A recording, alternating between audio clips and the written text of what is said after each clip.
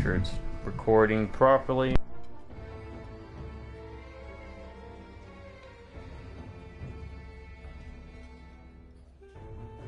Howdy, folks. Hello, everyone. And welcome back to, hopefully, you know what? No. Welcome to the finale and the review. So if you want to hit up the review, make sure, well, if you're watching this live, you're going to have to watch the whole thing. But if you end up watching this post-live, Live Undead, even. Live Undead, skip to the last 15 minutes. It's usually roughly around the part doing the review, so. Do not do tips, tricks, guides, walkthrough, speedruns, 100% trophies, or achievements. Play games for fun, with the idea behind is to provide you with videos you can pop on in the background, regardless of where you're at or what you're doing or where you're going on your boxes. Big screens, little screens, all the screens in between. Hit you with a blast from the fast wave of nostalgia from the 70s, 80s, 90s, early 2000s. You go over to Buddy's place after school, or you drop your back, drop your gear, drop your button, chair, or anywhere. It doesn't matter, because we're there to play good games, bad games, old games, new games, Star Wars games, non-Star Wars games, never sports games. So thanks for joining us for the next couple hours. Just consider us your buddies, your pals, your friends. And have a good time. To my subscribers, I want to say thank you to each and every one of y'all, because if it wasn't for you, these videos wouldn't be happening. I can promise you all this. As long as one of you stays subscribed, I'll keep doing videos. Drive by Rubneck and Viewers, howdy. And I'm going to recommend Labyrinth. Fantasy movie. And Legend. Another fantasy movie. They both start with L. Yep. I don't know why. They do. They do. Alright, choose a character you control. You can end name, message, the color. I guess. I have to learn everything yet. Alright. Now we leave tavern. Well, your allies? Oh crap, that's right. You need 2 more. You just say 2 more gems, because that's what we were doing. You sure? We'll take you and Cindy Well then. for now, because the other 2 look like they put work in. Alright. 2 more talismans, yeah, that's right. We're still technically in the prologue. Prologue? You actually have to beat the entire game once before it really kind of opens up everything with the game.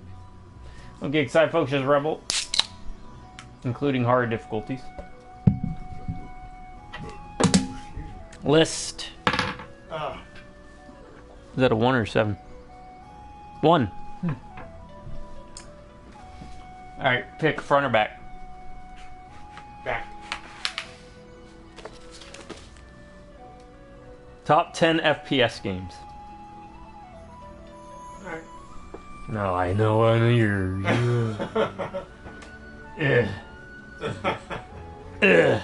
I say, bleh. Sure.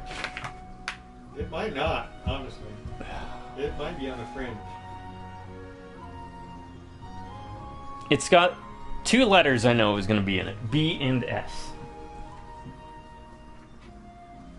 In some form, probably.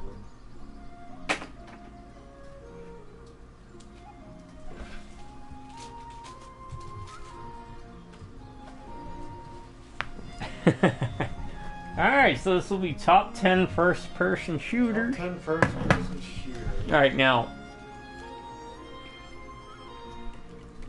we have to clarify some things first, though, before we really start digging into these lists. Is it from a perspective point? Can it also include, you can change the camera? Is it a style of gameplay, like FPS, or is it just first-person? Any first person, I would Any first person, okay. So, I mean, it doesn't have to be like a Call of Duty where you're shooting things. Alright, okay. That makes things a bit easier. If you can alter the view to be first person, Okay. for the That would whole count? game to be played in first person, I think that counts. Alright, gotcha.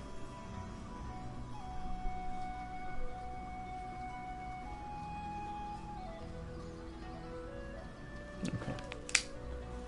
And I will put more down as I go along. I just wanted to get a baseline so I understand the rules. I will start with one of mine, always been at the top of the list. And I actually combine them together because I don't think they should take up 2 spots and be like, oh, Bioshock 1, Bioshock 2, but no, I'm not doing that. Hexen and Heretic. Raven Software, you know, based on like id's Doom. It's fantasy Doom. I always preferred it over Doom. Not that I had anything against the Doom in the early days, just I always like fantasy more than sci-fi. Just as a general rule of thumb. We've talked and agreed. I could have been doing things. Yeah, to learn controls again. I know holding down a button does something. L1 brings up. My spells. Yep. That I never use. R1 The I do. potion I always forget about. R1. Teleport.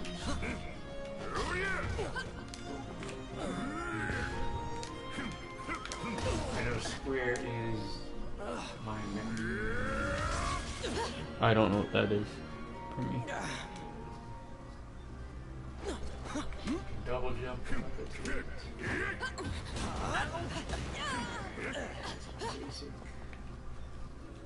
Yeah, don't you have like different moves with the like? What was that one? My controller's not even plugged in. Why did it rumble? No, I probably slid off something. Oh. But yeah, Hex and Heretic. In fact, it's neat because they actually got I think you told me they kind of like made it look pretty. Yeah, remastered. Yeah, that's it. Prettied it up. I need to get around to checking that out because yeah, it's definitely one of my favorites.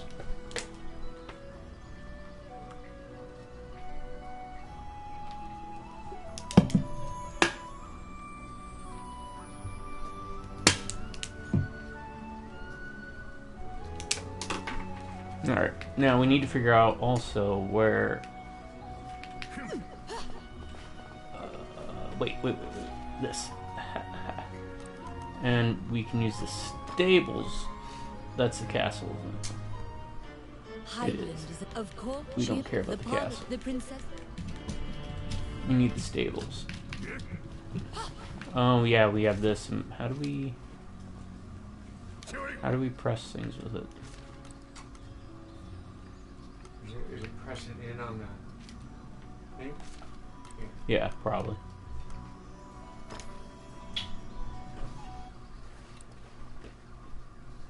No. No, I don't want to go online. Don't ever ask me that. That's gross. Pay, yes, I will pay that. This will allow us to pick the stage we need to go to. Otherwise, you have to kind of rely on the luck of it. The luck of the draw.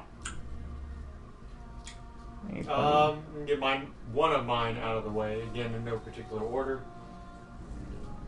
Honestly, we get this over with.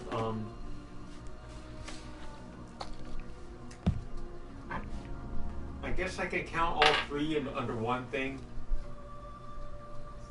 But my favorite would be BioShock Infinite.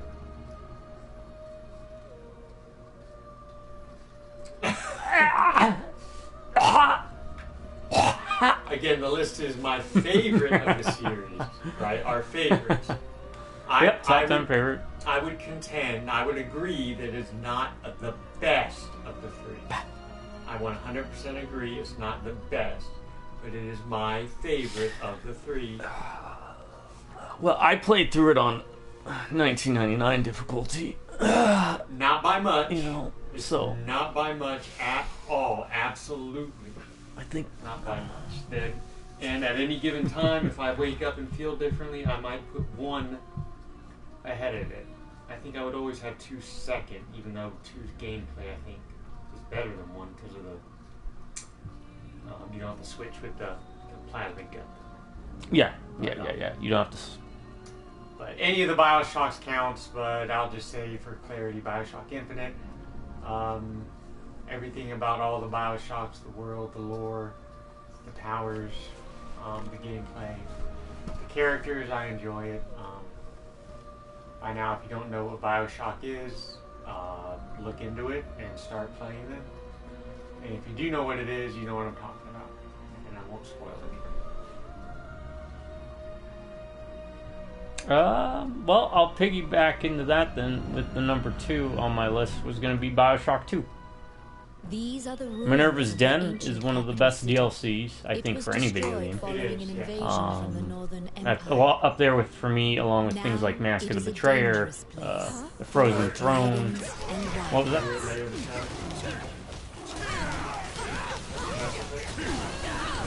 Oh, the Shadow Broker. Shadow Broker, Yeah. Sorry. That's something. Probably. Probably. Shadow Broker. There's always a Shadow. Oh, that's right. I can grab people. Bioshock 2. Why? Well, first of all, I mean, the first Bioshock has, you know, one of my favorite video game quotes, the whole Andrew Ryan thing, with the, oh, that's right, there's, like, the magic spells. What was it? And I gotta do this, I think, because we have to do the Red Dragon, if you remember. Ryan quote. Not the, you know, a man chooses, slave obeys, but, the beginning part. Yeah. No, says the man in the White House. No, says the man in Moscow. No, says God. But Bioshock 2 had also a pretty good story. You played, like, the prototype first, Big Daddy. But it had the best gameplay, because you could dual wield. Now, technically, you could dual wield in Infinite, but in Bioshock Infinite, you only could swap between 2 guns. For whatever reason, you could only carry 2 guns. Yeah, they did not have the going. So, that hurt it there. There was also more variety in what you got to do in Bioshock 2. So, you know, you had the, use the, what was it, little sisters to, what do I grab again? To harvest. To harvest. So there was a little bit more variety in what you could do. Also, hold on. Be right back.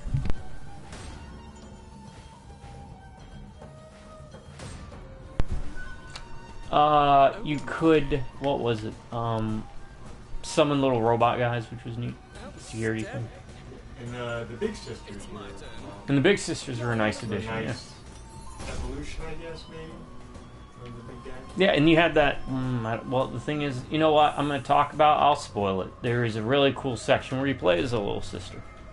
And you get to see the world of Rapture in their eyes. Tomet is surprised by the red. Yeah, Tomet. Which path will you take? Which path? We will take the Red Dragon path. Yes. That's right, we didn't beat the Red Dragon. No, we did not. We were going to try and beat up on them in the treasure room. But Bioshock 2, I thought it had the best gameplay. I thought it had more interesting stories. And like I said, Minerva Den, if anything, definitely lifted it up. I thought the multiplayer was actually really fun. And I'm usually against things like that, but It was. It had some pretty neat... played a lot of multiplayer on the PS3. But that would be my number 2. You can't go wrong with any of the Bioshocks. No. All 3 of them were... I poop on Infinite, amazing. but that's because, one, it was, well, watch the review and everything when it comes out next year. I did play on 1999 difficulty, and it wasn't really that hard. But, there's a game that was really hard that I was kind of shocked. Hard reset. And that video should also be dropping next year. But, it was just missed opportunity. There was a lot of stuff there I saw in Infinite when I replayed it, and I was like, why didn't they continue with this? Why'd they stop there? Plus, what happened with the trailer, right? When it first dropped, you know, everyone was hyped with Elizabeth. She was going to be opening these rifts. The rifts are going to have gameplay implications, and you know, they even showed the different types of like the George Washington walking automatons. There were going to be different presidents that had different gimmicks to them. Oh, by the way, Bioshock 1's really neat if you play through the, I think they're called the remastered versions, because I think that's why I played through, because at the end of it, they have like a gallery that shows you everything that there were, like a huge bunch of stuff, and you walk around, it's like a museum format. I have. Maybe there's something I need to do. I played it recently, but for one, I continuously had a problem where if I went to the map, it would crash. Oh, okay. See, I lucked out. I didn't have any problems when I played And through then it. two actually, I have both remasters. I made it through one, mostly because I knew the game and I knew I didn't have to look at the map that much. Yeah. but it was specifically if I would go to the map, it would freeze. 2 would just crash. In 2, I had to stop. I actually stopped playing it. Yeah. Because it would just crash. And 2 is notoriously buggy. Like, even back in its release version, it was always the one that kind of had a bit more temperamental aspects to it. I think you gotta press X. Oh. I do. The area reeks of sulfur, Somehow and earth-shaking that's actually snoring moron. reverberates throughout. How do I pick up again? When you're ready, move forward. The red dragon well, that's is my right. punching. Because that was like my money maker. Here they come. Let's see. Or hold something, not just pick up the hold.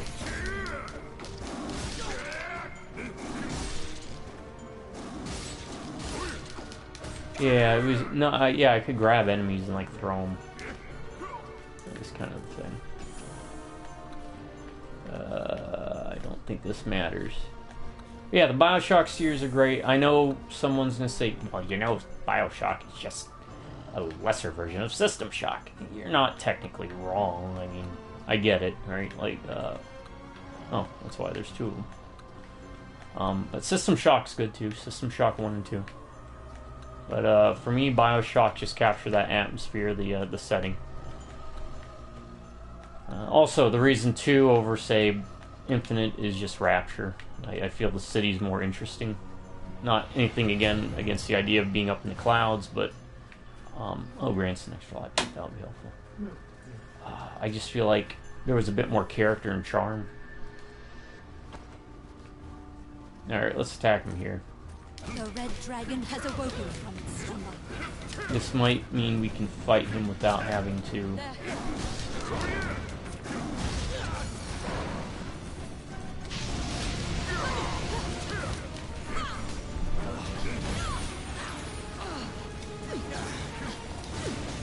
The room is small and fighting here puts you at a disadvantage.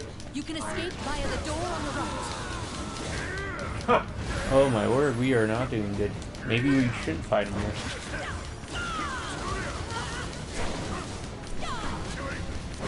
That's nice. We got potions too.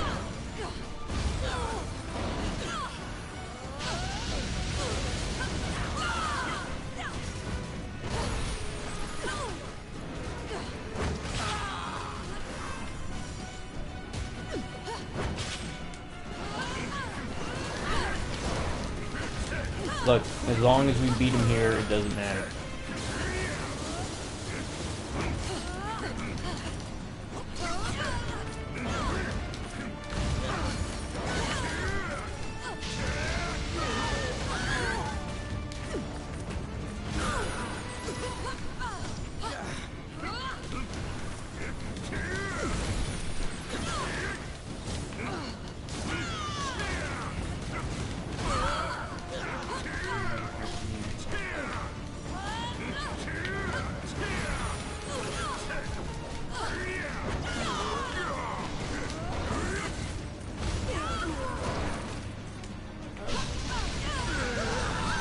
Okay.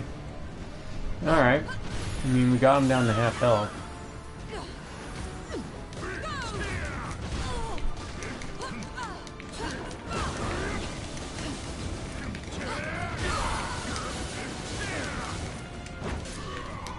Oh, get out of his mouth.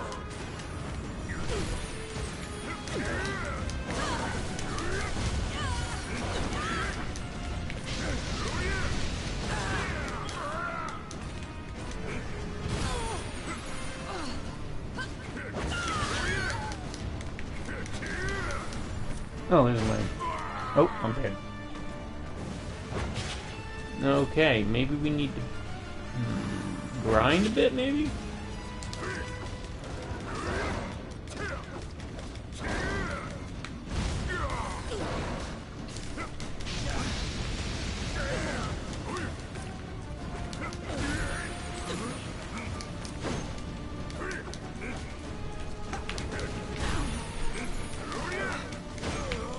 Yep, I'm dead.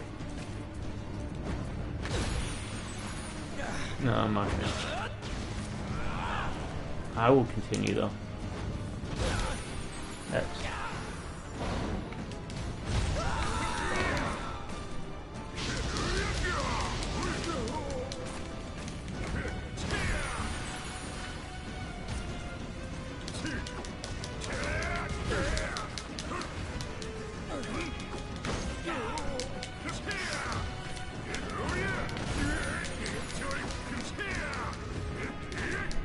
Look, as long as we beat him, that's all that matters.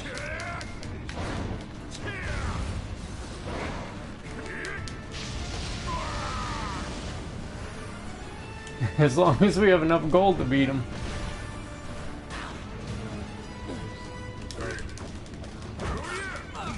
Oh,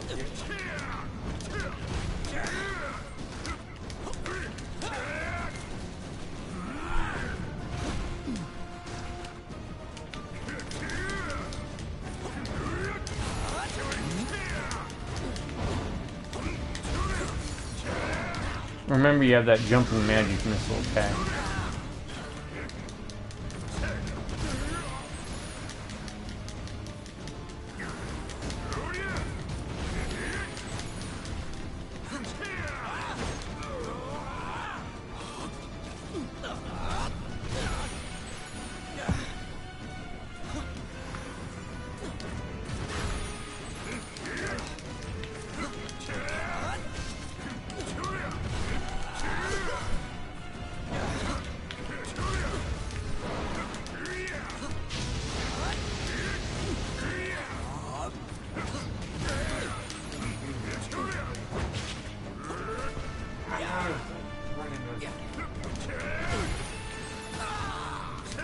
saying that like it's the character's fault. They're running into the fire, clearly.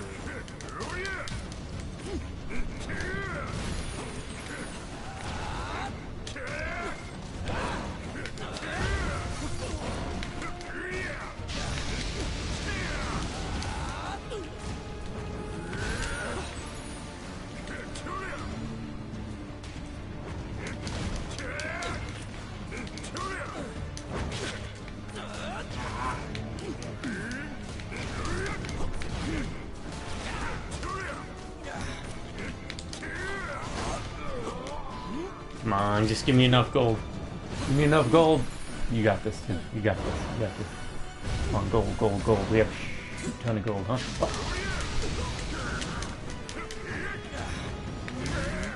It'd also help if I knew how to...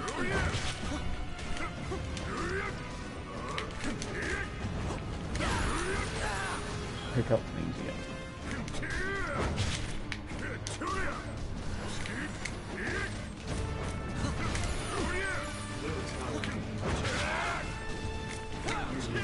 Right underneath the dragon. Now, there you go. We didn't get the treasure chest, but I don't care. You have defeated the red dragon. We got an S. Somehow we got an S. Your name Very generous. We lost money. bear your new title. We got the gem, that's all that Dragon matters. Slayer. Was that my number one? That was just my number one. That was your number one, yeah. I'm gonna go ahead and go with my number two. None of these are in order until I come across one I consider my number one.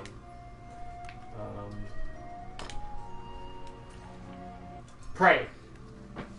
The newer Prey. On Talos 1, the one with the alien mimic You obtained the purple type talisman. ability stuff where you can do the mimics, you can be human, you have different abilities and powers types. So many different ways to play it. Great game, great level design, outstanding level design, lots of fun to play. By the makers of You need games one more that talisman. will also show up in my list eventually. Wandering one, how can I help you? The Arcane Group. But Prey. Just a really great, fun, multi-path type of game where you kind of play it how you like. You can either go full power set with May the they rest in peace. the Typhon powers. You play it as a human. You have different mods you can use to give you all different abilities. It's such a fun game. A lot of side stuff to do, but a lot of interesting side stuff to do that I didn't find tedious. The only thing I did find tedious, I'd mentioned before with you, is They're constantly picking stuff up and recycling to make things, but once you really settle into a groove and know what you want to make Which one do you want? and what you really don't need to care about, it's less of a hassle. But I'm a bit OCD in that I will wind up picking everything up. And it does cause inventory paralysis at times, especially for someone like me. But there you go. My number 2, Prey. Prey the second.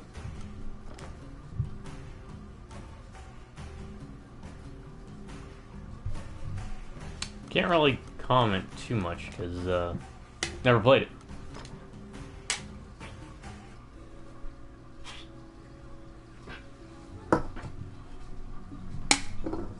But I know you've spoken highly of it.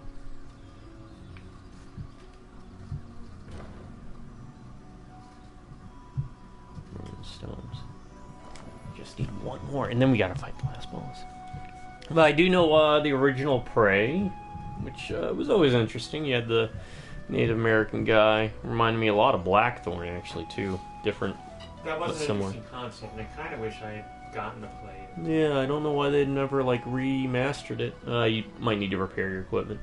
And then I'll grab our companions. Did you hear Welcome to my recently shop. some footage, I think, of the second game that was scrapped was released? Oh, really? Like very recently, like Actual- within a week ago. Because all they ever did was that trailer, and I thought I would have dug that, man. Like a bounty hunter-esque Star Wars kind of feel to it. I was up in that. I'll have to look up. It might not have been gameplay, but some additional extra stuff was released or sent out. Oh. Did we check? We didn't get any equipment, did we? Haven't you seen Oh. this room? Yeah, we did. We did. How can I help You got some spectacles. I don't know if you want to put them on. Oh, yeah. That's Press the option button. All right. The start is what we would call it back in the day, but here it's called options because Sony. You said spectacles. Where was Testicles, wallet, and I think they go with the gloves.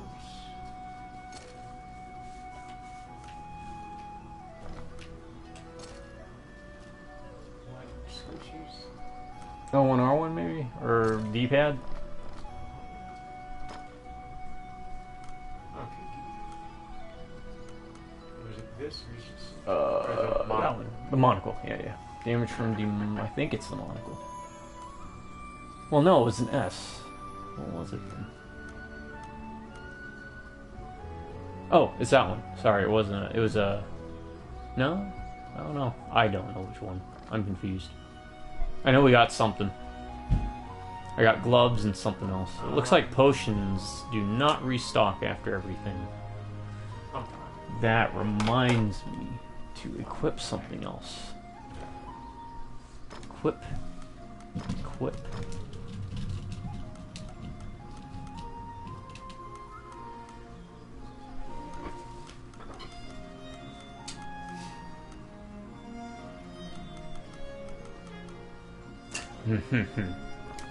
That's right. I wanted to make sure that this works. Let's see, because the next fight's going to be a pain in the butt if you remember. It's against the Chimera. Oh yeah, we gotta beat it. Before it crushes through all the floors. Because otherwise it falls in the lava. I'm hoping it's weak to poison. Find out.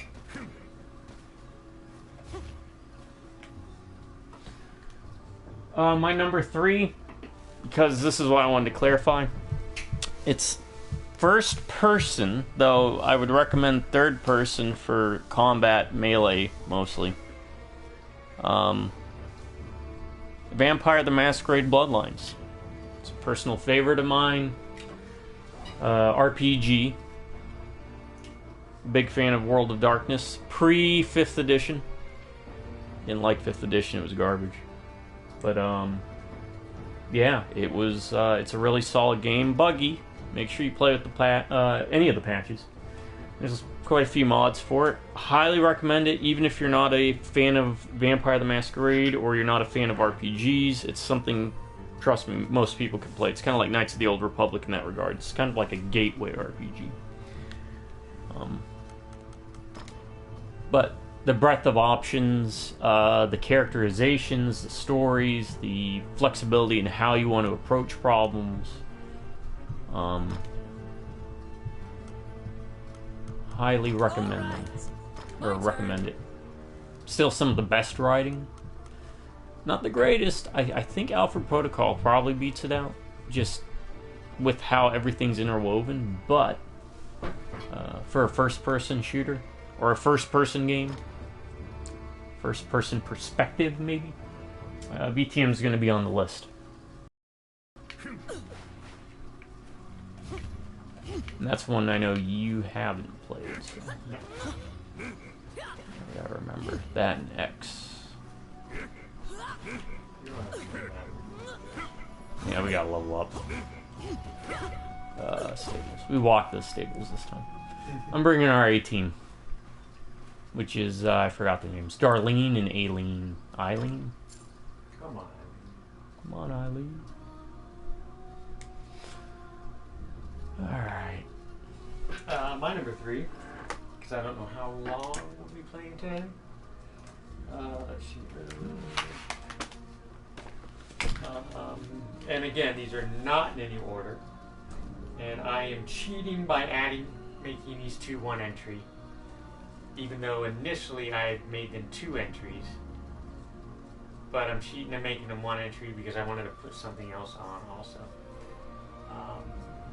And that's Resident Evil 7 and 8. Okay. Resident Evil 7 Yeah. Village. All right. I mean, they're Resident Evil, so... Wait, you got you already got 10? Yes. Holy shit. Being pretty quick. I am biased because Resident Evil is now tied for first for my favorite franchise with the Remedyverse. Yeah, it's probably still slightly ahead, to be honest.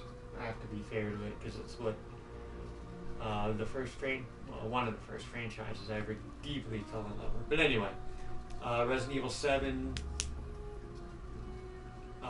great gameplay. That's so cliche. I say that with every damn entry I say. It's great gameplay. Great story. They took a risk coming off of 6 to make something different. Don't say it. No. What? Why'd you say that? Because it's not different. They've done it before. Well, I mean, they did twice before on the PS1. No, different from where they were coming from. Gotcha. Okay, gotcha. Yeah. I'm just putting a little spice. A different direction from where they were heading, or going back to what they had done initially. The vibe they had done initially. Which they perfected what they tried before, right? They had what, Gun Survivor. They had the other one, Dead Aim. Was it? Oh no, I didn't mean for the first person part. Oh, okay. I meant the narratively. Yeah, the more kind of. I mean, it's still goofy B horror in the end, and you wind up in a lab at the end. Well, I mean, you wind up back at the house, but you go through a lab. But Oh, what, in 7? Yeah. Oh, I never played that one. Played 8 though. But it still winds up being like any other Resident Evil, where it starts out. There's umbrellas involved. And then at the end, but just from the more actiony type, run and gun of 6, kind of 5 and more of 6. Yeah. To go back to the creepy mansion, the creepy house, and more horror-ish, I guess. Is what I'm not effectively trying to say. It's the difference between Alien and Aliens. Yeah. Right? Kinda.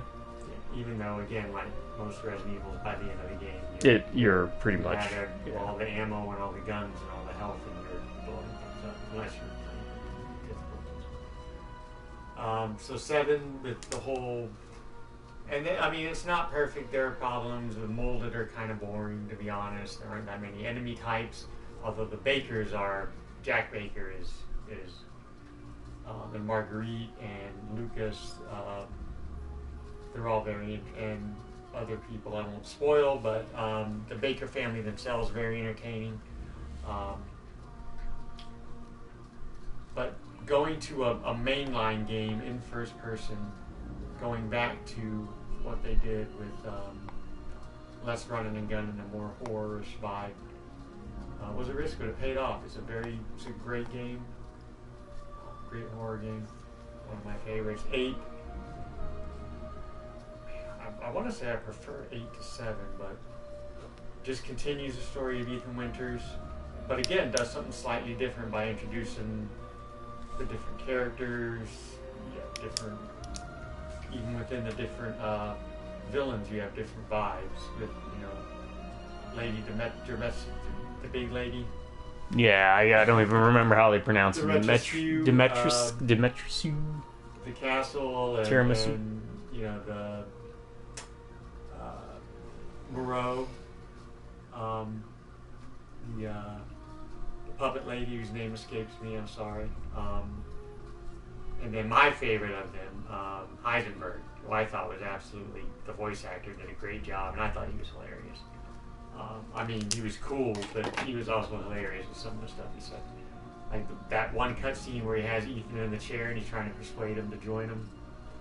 I love that whole cutscene. And he shoves down a hole when Ethan tells him off. But also, who can not love that boulder punching asshole? I mean, just whoever decided to put that in, it was genius. Correct. RE8. Even like within each different villain, each stage, you had different types. Different boss battles and different things. So. Kind of like what 7 did too, though, right? Like they approached it with like different aspects of horror in mind. Sorry, we're pausing slowly with this. We got time to kill. They did. Like so, like, wasn't one of them like almost like a Saw thing in 7? Yeah. Lucas's part with. And then you had the bug lady that had the stuff that's like body horror. Yeah, body horror. And then Jack Baker was like the house and the Texas Chainsaw Massacre. And they kind of repeated that with 8. At least from when I played through it, right? They just approached it with like vampires and werewolves. Yeah. And, they're just great games. And a great continuation, and I think they really reset the series and set it off in a great direction, and one that I'm very looking forward to in 9. Also, if whoever the writers were that did 8, if they did 7 too, I mean, maybe it's just me, but I love, stupid, silly video game lines like all the stuff Heisenberg said, and then The Mage's Tower, once greatly admired by magicians. when Jack Baker gets mad at Zoe, and he's like a huge monster. Now embodies gold all the monster. fears hiding hands of being conquered by the rebel forces which conspire against them. Zoe's the daughter. Okay. One of the Baker daughters, but she's trying to help. It's my turn. And so Jack is a big mutated monster, and you're about to fight him, and he just yells at Zoe and says, "Zoe, get your ass back in the house." Which is the way he says it. But anyway, that's my number 3. Resident Evil 7 and 8. Were initially 2 separate entries, but at the last minute, I knew I wanted to throw something in that you'll enjoy. I was gonna real quick shift gears. 8 was, I enjoyed it. Never played 7, mostly just because every time I'd see something about 7, I'm like, okay. And then I'd see the enemies, though, like the basic ones, and I was like, I remember, what was that, Resident Evil Revelations? Which was an okay enough game, but the enemies were repetitive. Yeah, the molded were definitely the weakness. Is that what the molded? 7, yeah, they're molded. Props to them for changing it up for 8, not just another continuation of the molded, even though it's kind of, not kind of, the stories are related. I'm going to put an honorable mention because this one would be cheating. Twisted Metal. The first one. A lot of people don't know this. The original Twisted Metal had a first-person mode. And every vehicle had a different dashboard, and Was it any good? it was horrendous. But the fact that you could switch to first-person mode You could play the whole game in first person, yeah. That's actually pretty And it was... The controls were already bad enough in one, but putting it in the first person was even worse. But everyone, they had different dashboards and things on them that were You know, so like Mr. Grimm, you just saw handlebars obviously because he's in a motorcycle, but you know they'd have like food up on the dash or something. And, yeah.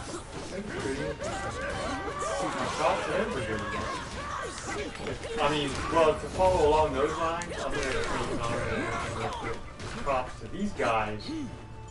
Kind of neat. But, the NFL 2K guys, the last NFL 2K5, before EA bought up the NFL rights, had a first-person mode. Really? Yeah. First-person football? First, you could play the games in first-person mode. Oh my god. It was interesting. I mean, if it was me, I'd just be seeing the sky the entire time. The followers of Because they'd knock Mornion me seem on to my be back. capturing the spirit. Which path Unless will you... I'm misremembering, because it was a long time ago. I thought you could play the full games in first-person. Is this the Chimera? Mm-hmm. Okay. You can access the laboratory in the upper levels Oh, I mean, of we're the not tower Okay. at him using a yet. hidden elevator.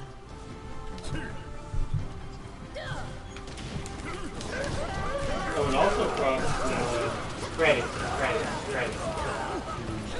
Capcom for taking what they did with the Village DLC, where they had a switch between first characters and making it standard for the new hopefully they tweaked it a bit. I'm sure they did. Or they might have. But, yeah, credit for them just to include it anyway right from the start. You know, they need to give us Operation Raccoon City an outbreak. And Dino Crisis. Dino Crisis. Da da da da da da da.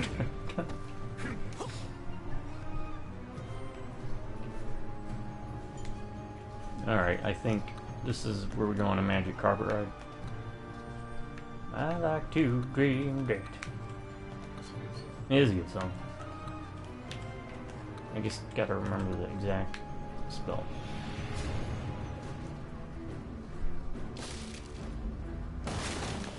There we go. Right? No carpet. Okay, we got at least that.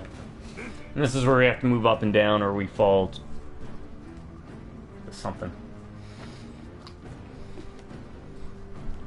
Oh no, we don't do that yet? I thought we did. Maybe not. That means I'm on number 4, right? Alright, my number 4, since the Twisted Metal one I'm not counting, because, I mean, yes, you can play the entire game that way, but you're either a braver person than me or a dumber one. There's gotta be a video already. Oh, there are. There are videos you can see on. In fact, you know what? Maybe I will... I have it. They released it on PS3, so maybe I'll do a playthrough of that. I would have to do it on hard again. Well, I don't know about that. The Twisted Metal one. It is vastly more difficult too. Like, the player bias is even more insane. Also, you didn't have the combination moves, so you couldn't, like, left, right, up, freeze. Freeze was, like, missiles that you'd have to collect. But, my number 4, I'm gonna go with... might be a surprise to you.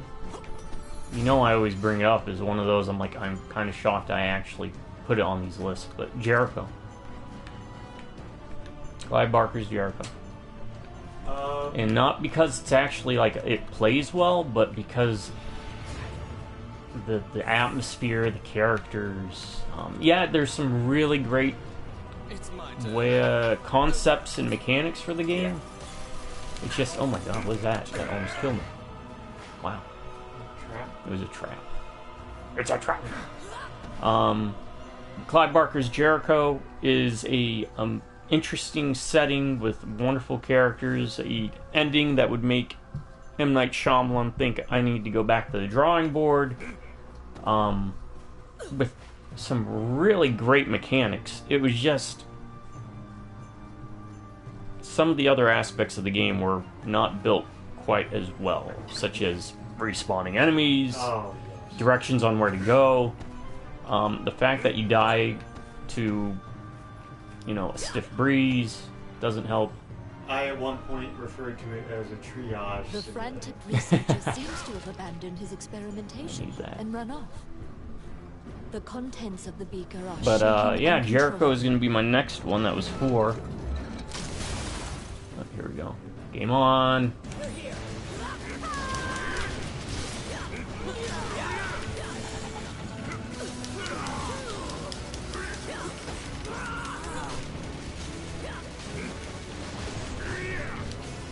The floorboards are creaking loud. They feel as if you could put a hole through them at any moment.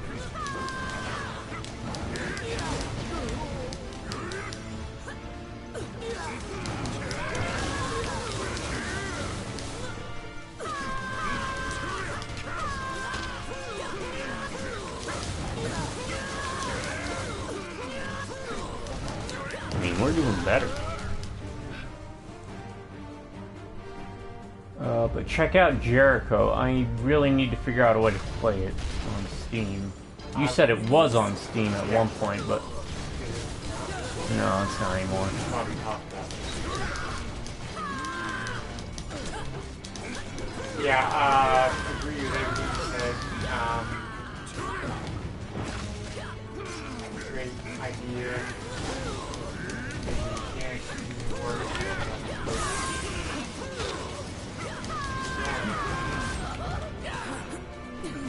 The floorboards are creaking loudly. They feel as if you could put a hole through them at any moment. That was gonna be on my list if I removed it. And Spam any spell you got. Alright.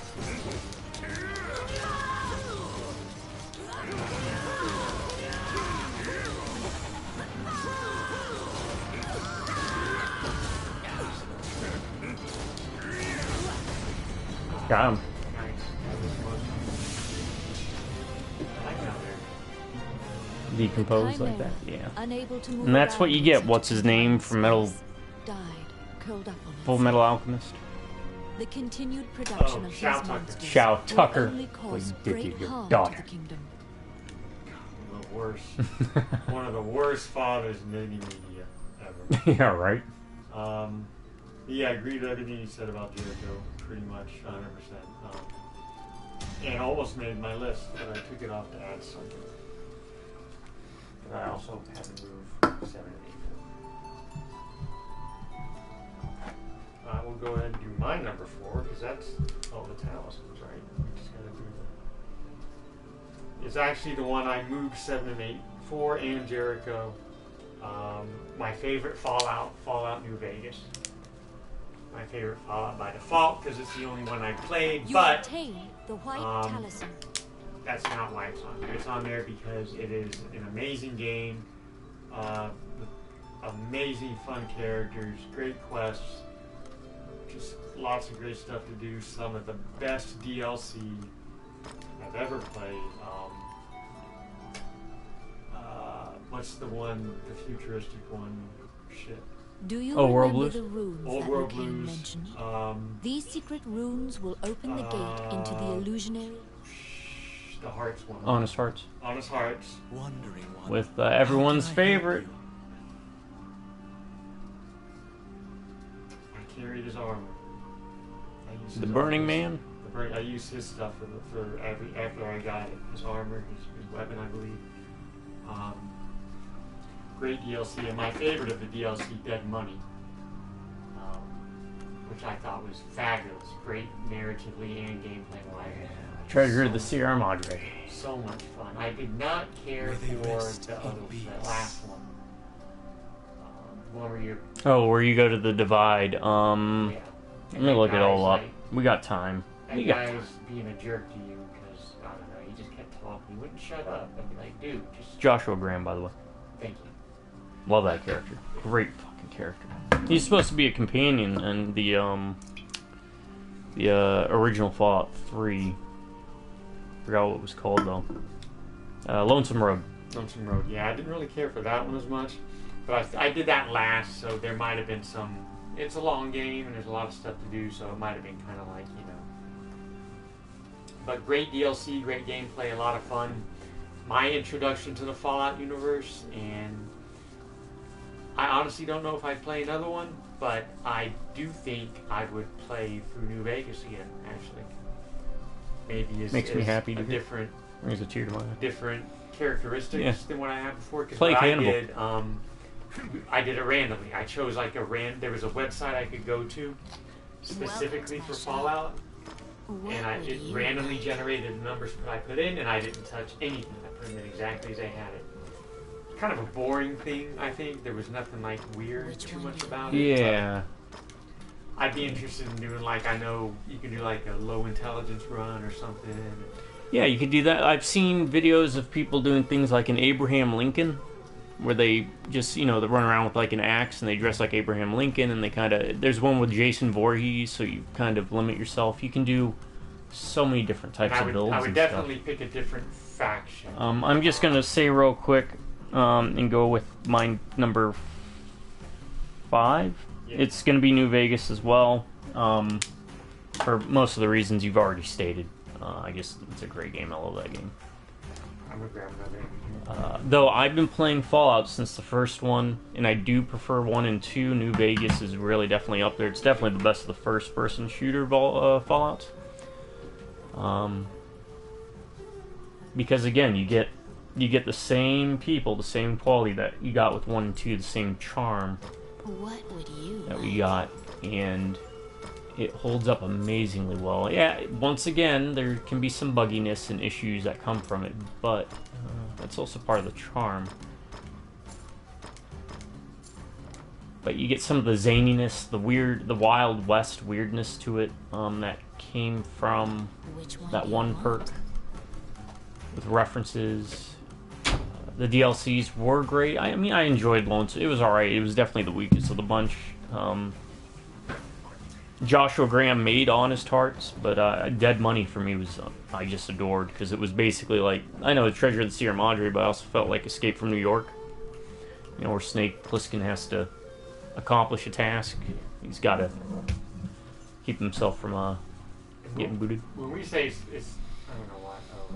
When we say it's the worst of that, it more so mean just gives credence to how strong the other with the writing and the characters and the story. And all right, you don't have any potions in that X spot, so you're gonna have to put something in there. Which I have a whole slew of items that you can go to the inventory or a square spot for you, I guess. So options. Go to equipment, and then you go to none, and then you scroll over to the little potion with the D-pad. You can pick whatever you want. I think I got some. Yeah, there's some more healing potions. Yeah, I got a lot of stuff to mess around with. If you want extra meteors, I buy a meteor scroll, for example. I don't know how that'll work, but I'll actually probably grab the meteor. Yeah. No, was there any other equipment? No.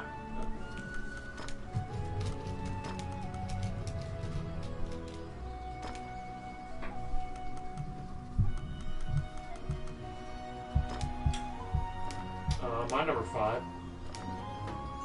Condemned Criminal Origins. One of the first 360 games I ever got. It's great. We should have. There's side quests we can do too. Great, primarily melee focused horror first-person shooter game. Not first-person melee game.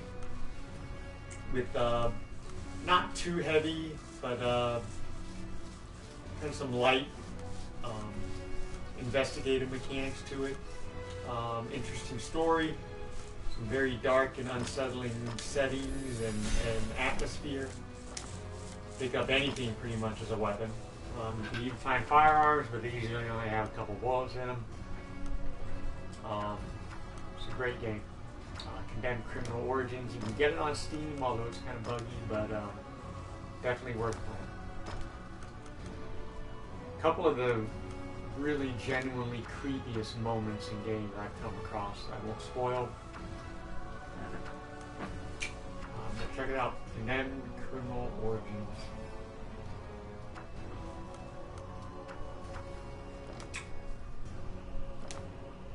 we have any to turn in, or No. just accept? You're back. No, just accept. Have a request. We do have more quests, but we can only have, I think, 4 or 5 active. Okay. I mean, it doesn't really matter. Those are the ones you had to? Yeah, I believe so. Oh, we don't have any skill points.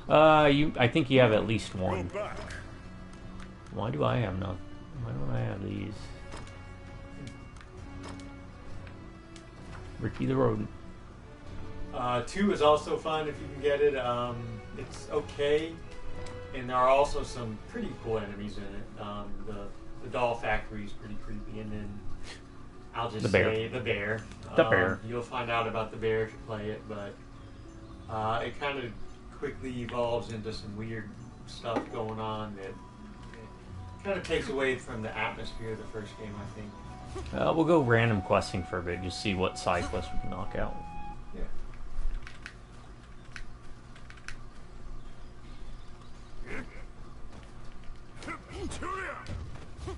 Oh, we we forgot companions.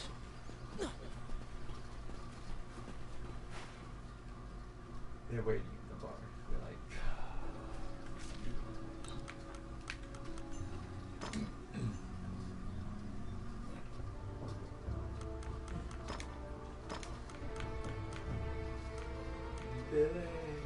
All right, my turn. I'll take you. on your bottom. That's fine. We're gonna go quest randomly for a bit.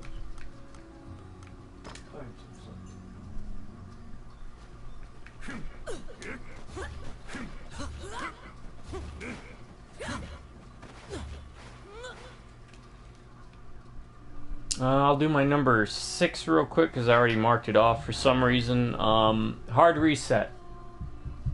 Cyberpunk, futuristic, Doom-like shooter that I played back when it came out in like 2012 or something, 2015. It is hard. I played it on normal and I was like, I'm a seasoned gamer. Shouldn't be a problem. And I learned real quick that even then, you know, I was humbled. You only get 2 guns in the whole game, but they come with the ability to be modded or adjusted in ways that... so, like, you can get, like, a shotgun attachment. So, the one gun. One's energy-based, one's more like caliber-based with bullets. And they can switch between, like, 4 or 5 modes, so you technically get about 5 guns with one of them, so you get like 10 guns total, but you actually only switch between 2, if that makes sense. It's like they have different adaptations, or adapters. We'll just go the basic route, see how far we can get. The king before the previous king ordered the construction Again, hard of a fortress to as preparation play, for but the well worth World playing if you're looking for more of a Doom-like challenge. You thought the Doom 2016 or the new Wolfenstein games were too easy. It is old-school classic gameplay with a modern finish. Be the best way to describe it. I highly recommend it. They even have a Redux version or a Redo, where they added a melee weapon and what else did they add? They added something else. Open it.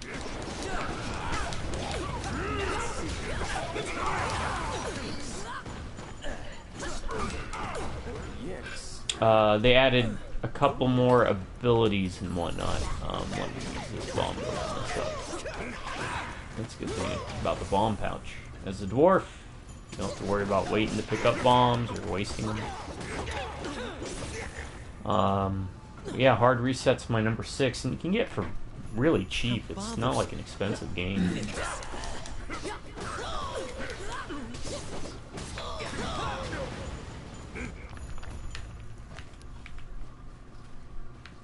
It's my turn. Just be advised, it is can be very brutally difficult. And it comes with a free DLC, which added, because when the game originally released it, it didn't have the ending. to it. More or less, it left on a cliffhanger. I'm not worried about it. Well, I don't know. That might be like a secret extra treasure, right? Extra stock. Stores one item use. Okay, that's fine. Let's go left real quick because there might be a bone pile over here. Yeah, and part of one of the quests was resurrect. So we're just gonna have to resurrect a bunch of people.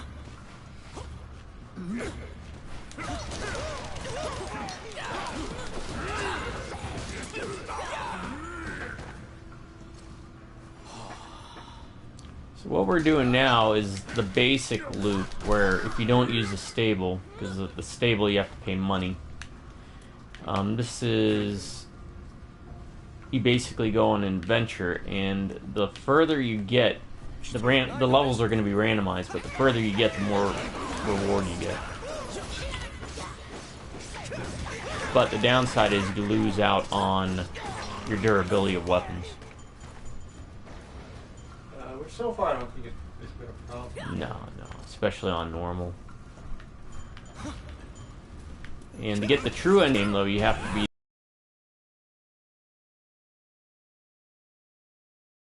which unlocks. Once you beat through this on normal, it opens up a dungeon. And in the dungeon, it's like 100 levels, 100 floors. It's kind of like the Chrysler building for Parasite Eve. But the other levels of the dungeon only open up when you play on higher difficulties. And you have to clear those difficulties. So really, after doing normal, you kind of want to switch it to as high as the difficulty as you can, so you can just unlock all of it. This is what I remember we did for the PS3.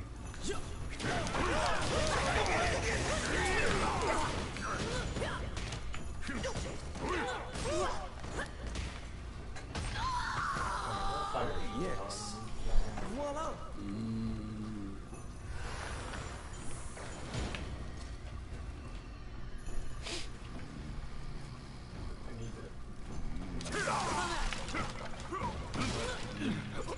Another food.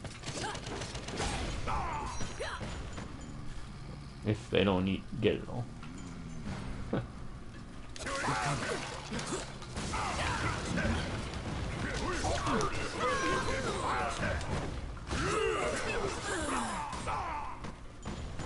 It's up and square, by the way, for the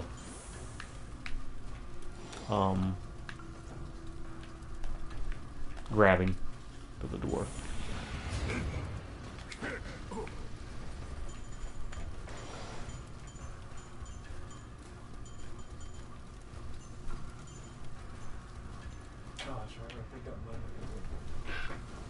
Health. It's my turn. Number 6. Yep. Again, hopefully I'll be able to get back into it's been a long time. I'd love to get back into the dark. Oh, that's a good one. Why didn't I? Okay, I'm sorry. Jackie Estacado, the mobster. You know what? Some Yeah, weird I'll dark give you that powers. I'll give you that one. It's possessed by the darkness of my Patton and Faith No More. Fun gameplay. Get out of the fire, Amazon. Varied powers, and even the gunplay is adequate. Good story. Jackie boy. Yep. It's a really fun game to play. A couple genuinely touching moments. You know, when a certain person has something happen to them, it's really a good moment. Even just that one sitting down watching TV. Yeah, you can watch a whole movie. I forgot what the movie was. You would actually get a. I don't think you had to watch the whole movie, but you would get an achievement Yeah. stacked along. But you can watch the whole movie. I remember that being like a thing where there's food over the left. That was great. Luca. But yeah, the darkness. Oh, I can do that. Fun, cool atmosphere. Powers, all that. Yeah, the different dark ones, yeah. another one like Condemned, where the first is on my top 10 of first-person shooters, but the second one, the sequels just kind of really didn't continue that narrative. Really. They changed the art style. I get they were trying for like a comic book kind of thing, but it didn't really come off that way.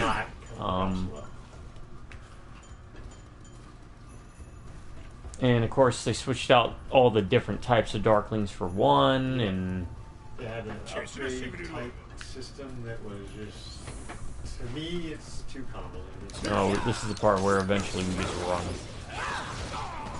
They didn't really need that upgrade system. Oh yeah. That weird.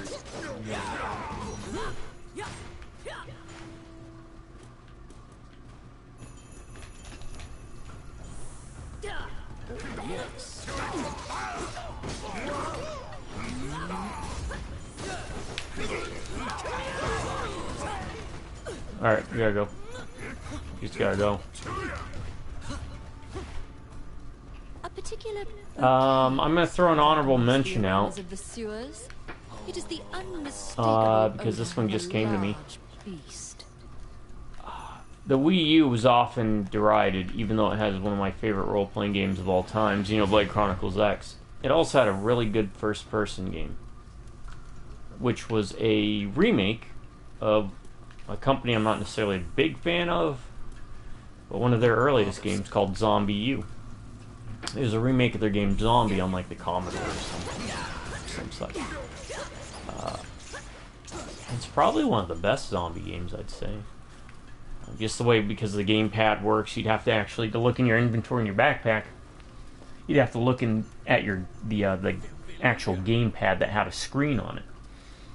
And while that's going on, the game's still going. So you never left it. It was kind of repetitive in regards to the fact that you basically kind of grabbed the you know what it reminds me of is watching you play Condemned a bit, where with the combat, it was kind of mathematical, right? Do a couple hits, wait for him to retaliate, block or something, do a couple hits. Yeah, but you had to be really methodical with it. Yeah. You couldn't just run in swinging. But I don't know how that fares on the PC version. That's an honorable mention. I will go to, was it 1, 2, 3, 4, 5? My number 7 then? Mm-hmm. My number 7 is actually going to be one I played fairly recently. For the first time, and I was kind of surprised. It's another Clive Barker, Undying. That was a fun game to play through. For a lot of the same reasons I liked Jericho. Really unique idea. Very,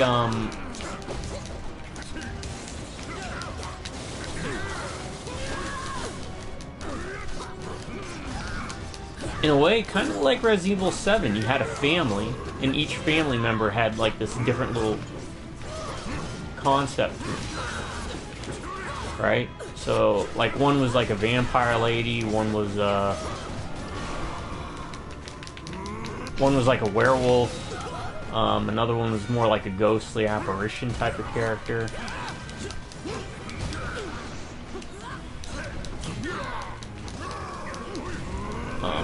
So each family member had a little something going on. Mechanically, they all pretty much played the same, but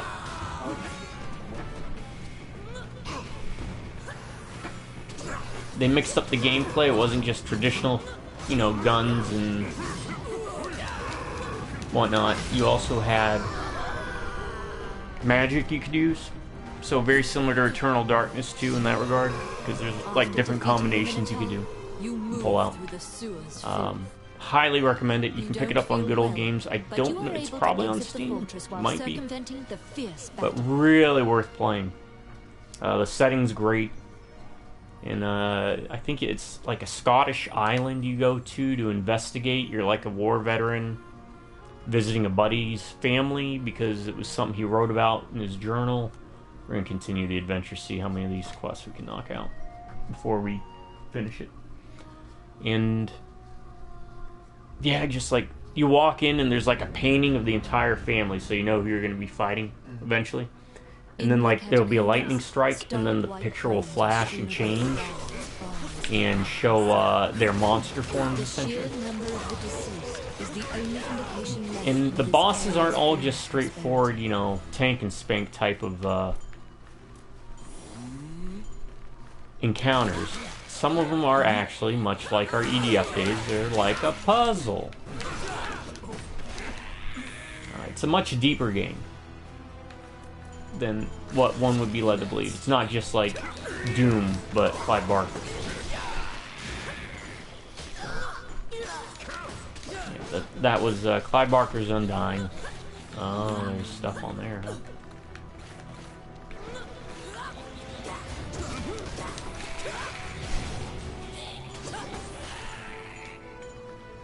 It's a good way for us to get bones, too. Just by playing through, because we need 30 of them. It gets us a skill point.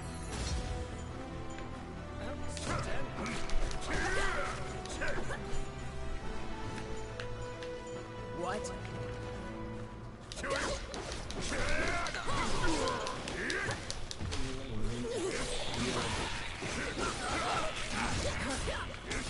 Oh, those skeleton guys are butt munch.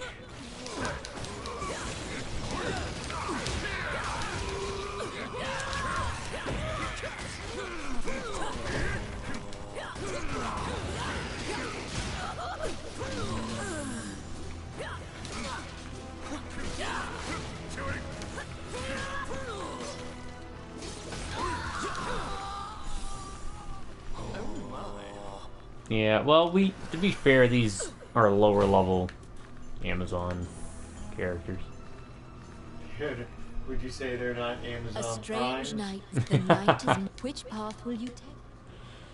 We're not fighting the Wraith. I don't know if you remember that one. It's the one where you have to only attack them with the lanterns.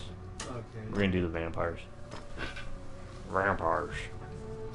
The path ahead of you is connected to the ruins of the castle colloquially called the Castle of the Dead. In olden before I do my times, number whenever 7, a girl and disappeared, before I forget, the locals would say she'd been I'm called going to give to 2 the honorable Castle of the mentions Dead. that I'm purposely not including because they're multiple. And you can play them single player, but we did it primarily. Yeah. No. Oh. Although that could have been, I guess. Well, then it's 3 honorable mentions. That I only do 1 payday and killing floor. Okay, yeah. Yeah, very good pick. I could have fit them in, but this is a harder list than I thought it would be. And since we did primarily do them on multiplayer, I thought it was even though that was not a caveat. But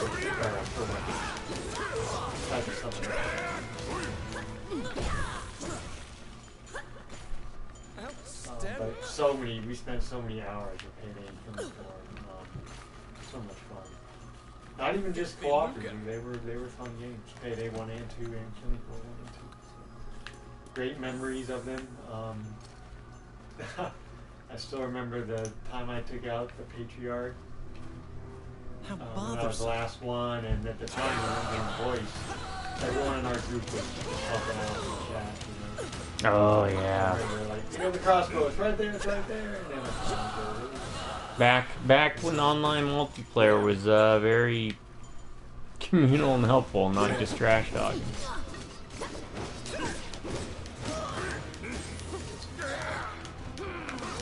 I remember another time we were talking. Well, these people did have voice chat, but they were talking about GameCube's games, and we went Eternal Darkness. It was just so much fun. And one time I was Stelio Contos, and the kids were freaking going crazy because it was like, Stelio! They're like, say it! Oh my god, it's Stelio Contos! Right? and Payday too. Oh, yeah, Payday. I mean, when we got the crew together, I mean, Left 4 Dead, right?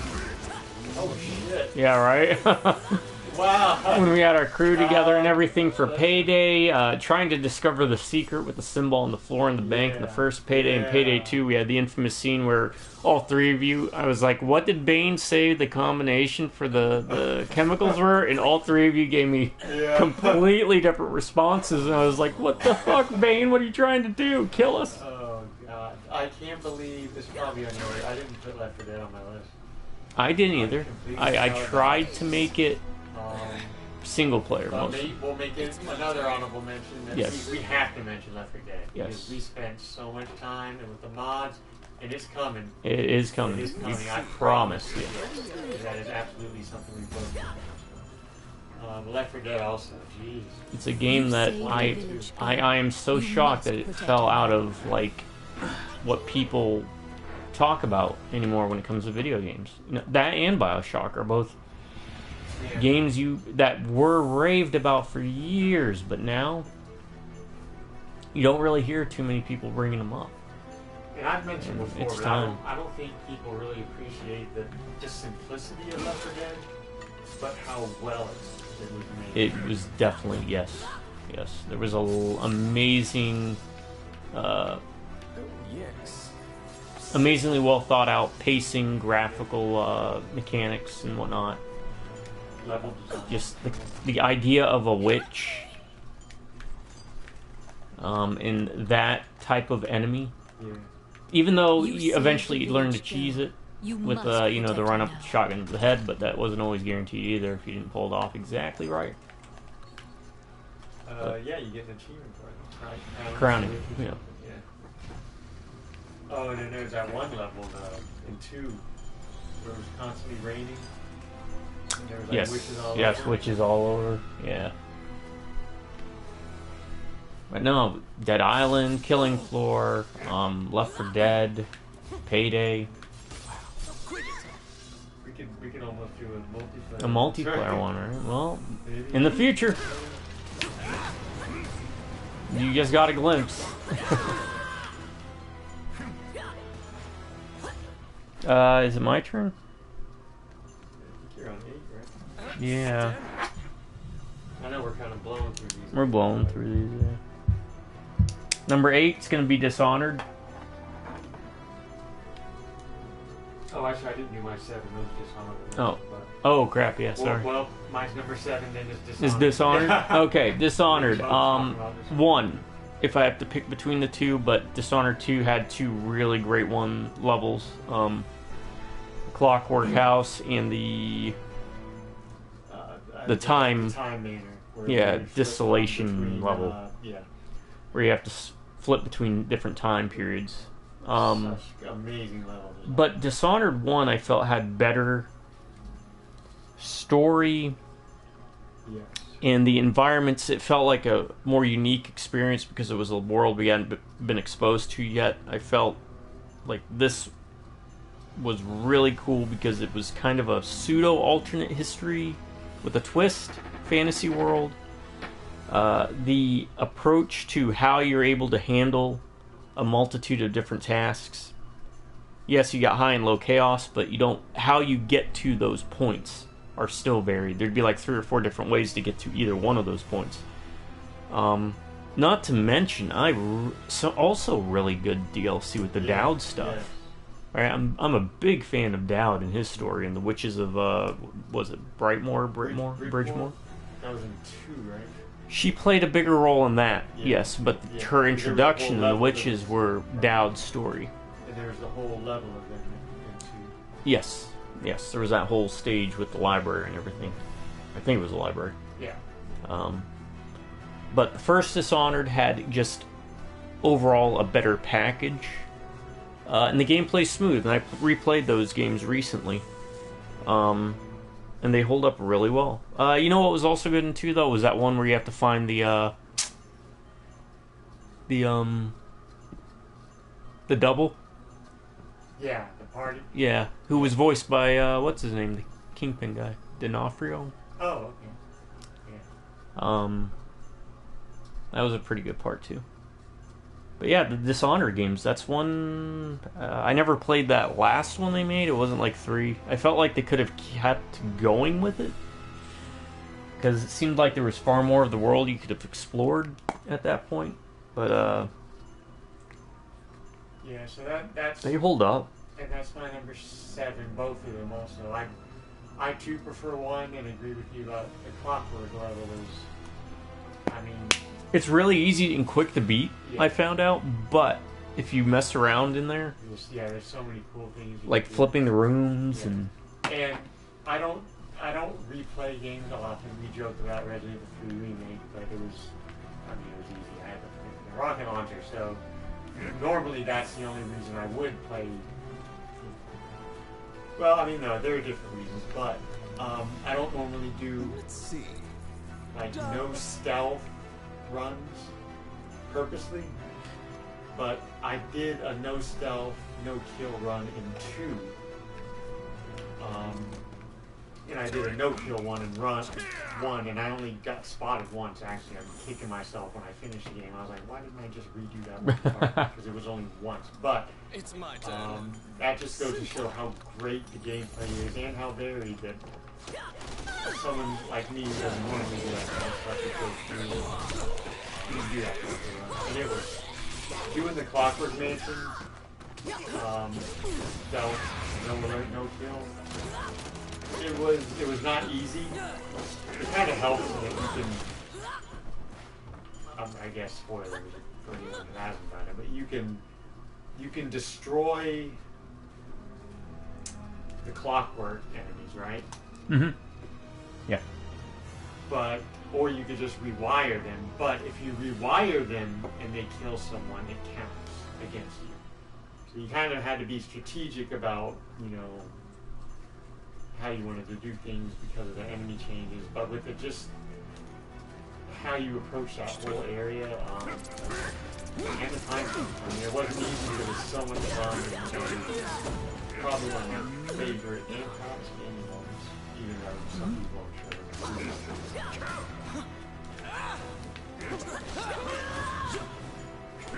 sure. At least for me, that's not the last we're going to hear about our something to say about that.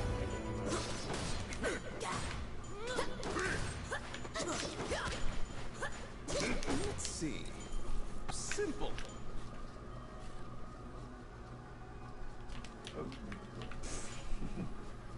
Forget about me. Billy. The vampire smirks and flies away. My number 9 is Splatterhouse first person. There was a Splatterhouse. There should have been a Splatterhouse first. Oh, yeah. It's kind of, I got it. Oh yeah. You saved a village I girl. wouldn't include it, You but must protect her briefly now. I thought, that's why we made the caveat of you have to play the whole game in first person. Because like Fatal Frame, your combat is in It is first person. Right? But, yeah, I mean, you spend a majority of your time in first person, so I would include that.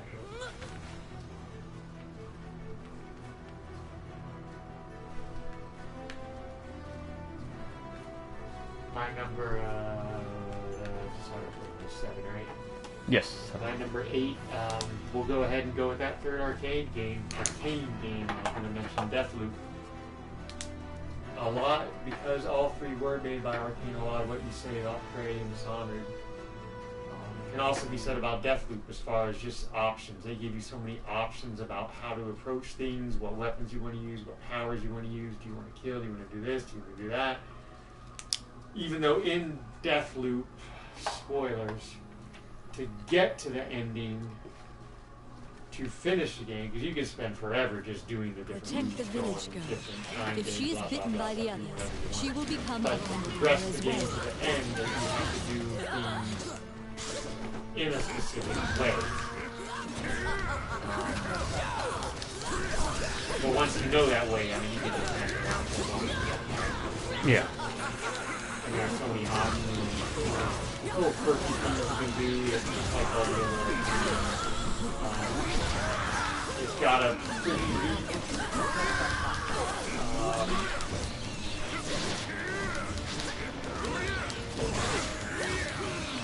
storyline to it, involving got time shenanigans. But very neat stories, interesting, quirky stories. Really, just like all the other RPG games. It's outstanding world building, what they do, and outstanding level design. Well, great level design in that. It does something a little bit different. As far as because you have, like I said, you have to do certain things on certain times of days.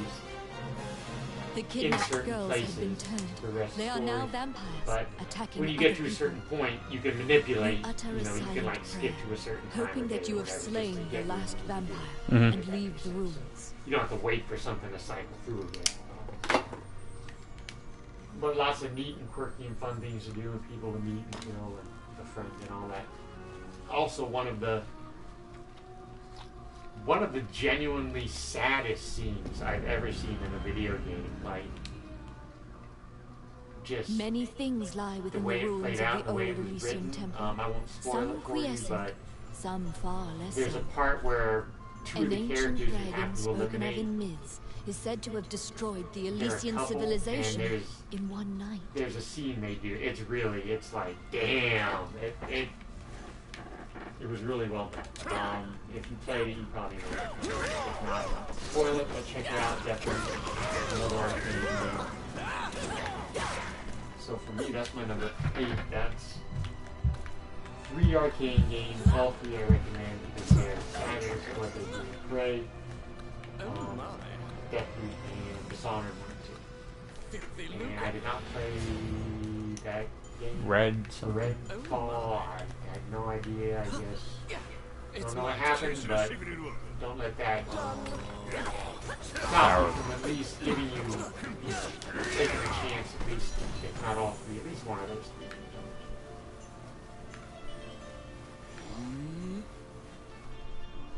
Also, Deathloop and Dishonored.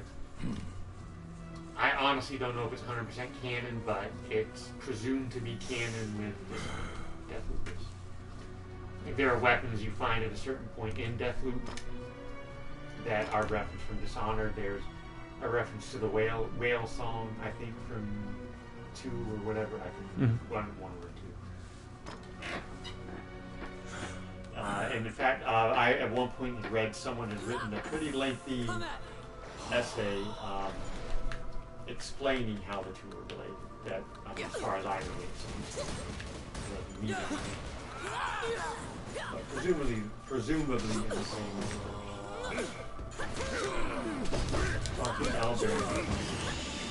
Yep.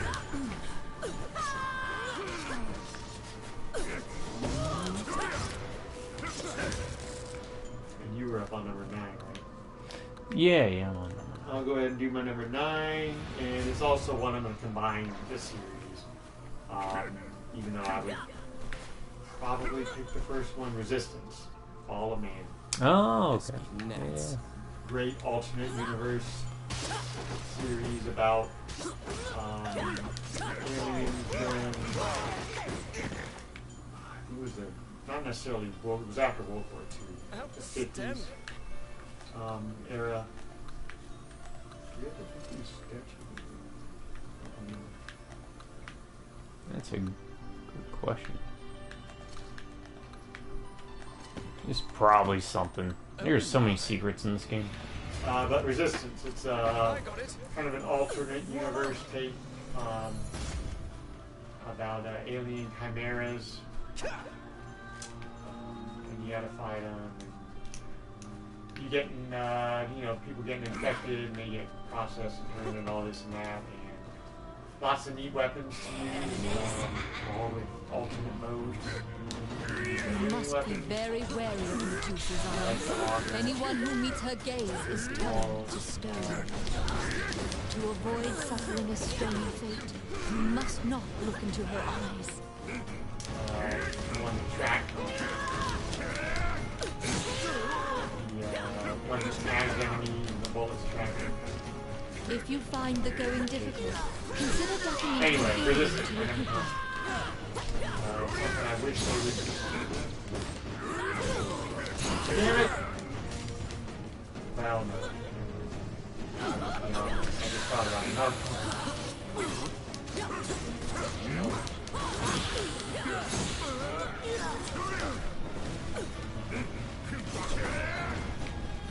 Sorry, we got 5 life points. Anyway, I completely follow the whole. Check it out. It's an alternate universe page. Really cool weapons and enemies.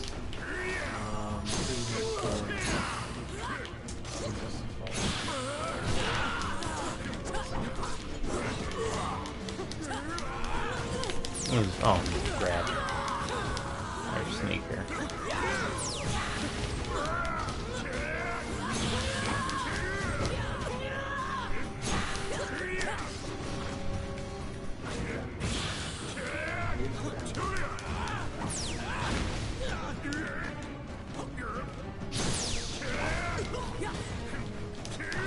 Just so I don't forget, the other honorable mentions I just thought of because I was thinking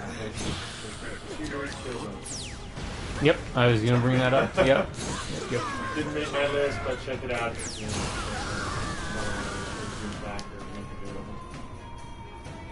What's going on? Oh, okay. Beat her. Alright, take it. Medusa turns to stone and crumbles into dust.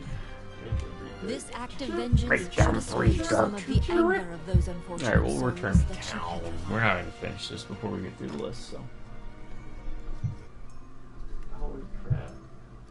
I just thought of another. Holy shit. Just toss them out. Once again, folks, this is the only place, the best place on YouTube where you get more value for your top 10 lists. You get 2 top 10 lists, plus honorable mentions.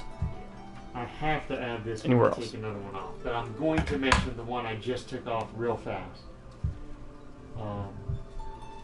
Because I did 9, right? This is my last one. Nice. So, the one I just took off, for one I prefer, but does not mean I don't like the other one, obviously, because it was on there before. One last honorable mention, and I'm not going to go on and on about it, because it might even be on your list, Blood Dragon. Okay, that was a good one. Yes. Far Cry 3, I think it was, Blood Dragon. That is a very good one. It did not make my list, but yes, it is a very, very good one. A lot of charm, a lot of character. It is the essence of the 80s distilled into visual liquid goodness. It has also one of the best tutorials of any game. Ninja Turtles. It's got Ninja Turtles. It's got Transformers. I don't remember that part, but... You ride a robotic blood dragon. Oh, okay. While a certain song plays. Not the best song from that movie, but, you know.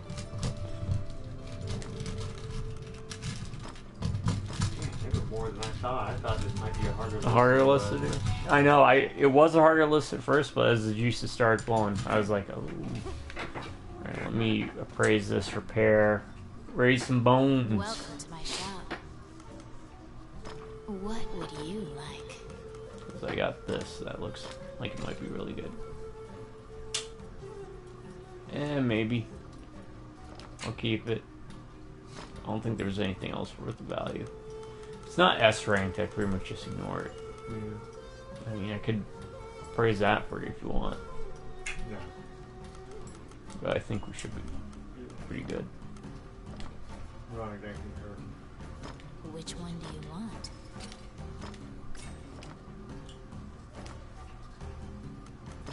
What Sell would you items. like? Anything question mark at this point.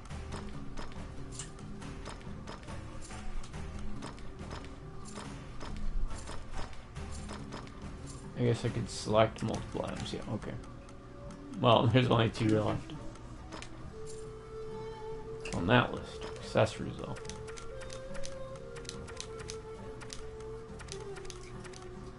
It should have a select all unappraised. Unappraised, yeah. I mean, we say that now. Which one do you want? Okay. that should be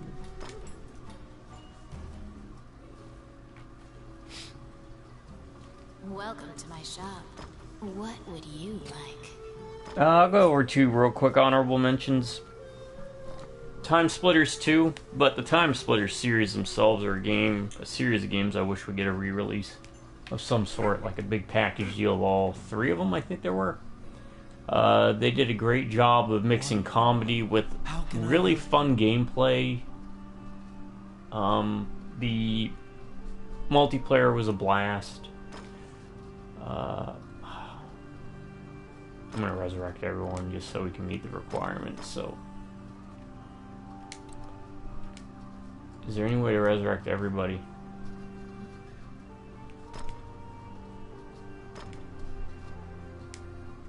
How do you resurrect him? You press X on him? Yeah.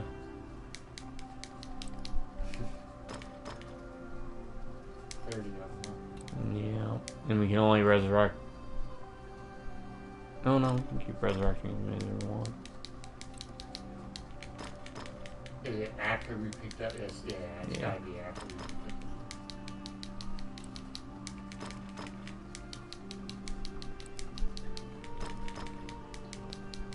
But the Time Splitter series, I think it's gotten a little bit of popularity here recently. I think YouTube's been showing a lot more. You don't have enough space.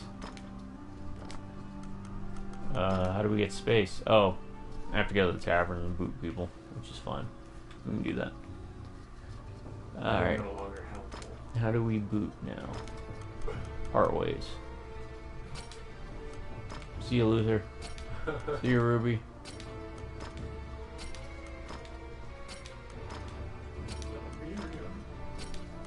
Zenobia. Celia. Aaron. Saul. Dorothea. Alma. Haribala. Euphemia. Alright, that should be good for now. Let me keep resurrecting people.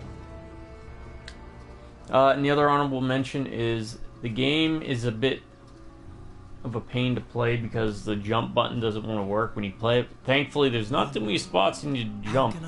I actually played through it recently. You can watch those videos. Judge Dredd versus Death. Really neat boss fight against the Dark Judges.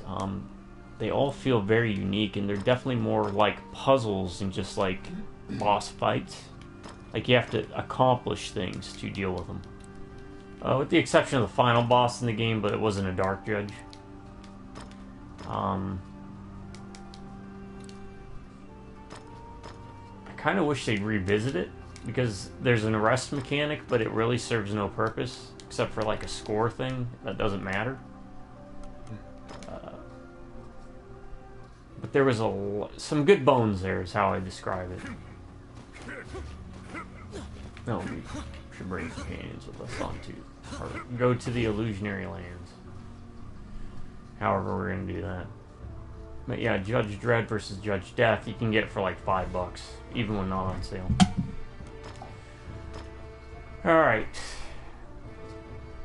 That would confuse us. Curse. Would you say recommend it even to a non-Judge Dredd fan? Oh, definitely. It'd be a nice entry point into the Judge Dredd universe. Oh, I got rid of all of our Amazons, huh? Well, alright, we'll take the fighters. I will throw one more honorable mention, but just because I just finished it, I didn't want to put it on the list. Indiana Jones, New Great Circle. Okay. If you're a fan of Indiana Jones, also, I mean, that's what I mentioned before about if you're not exactly a fan of the IP, then it's maybe not such a must play, but if you are a fan of Indiana Jones, Lucane says that the gate at the outskirts of town may have something to do with this room. whatever price point's comfortable for you, get it, play it. How can I help you? Alright. Well, I'm going to be right back for a second, folks. Got to use the bathroom, and then we'll finish this, and I'll give my final 2.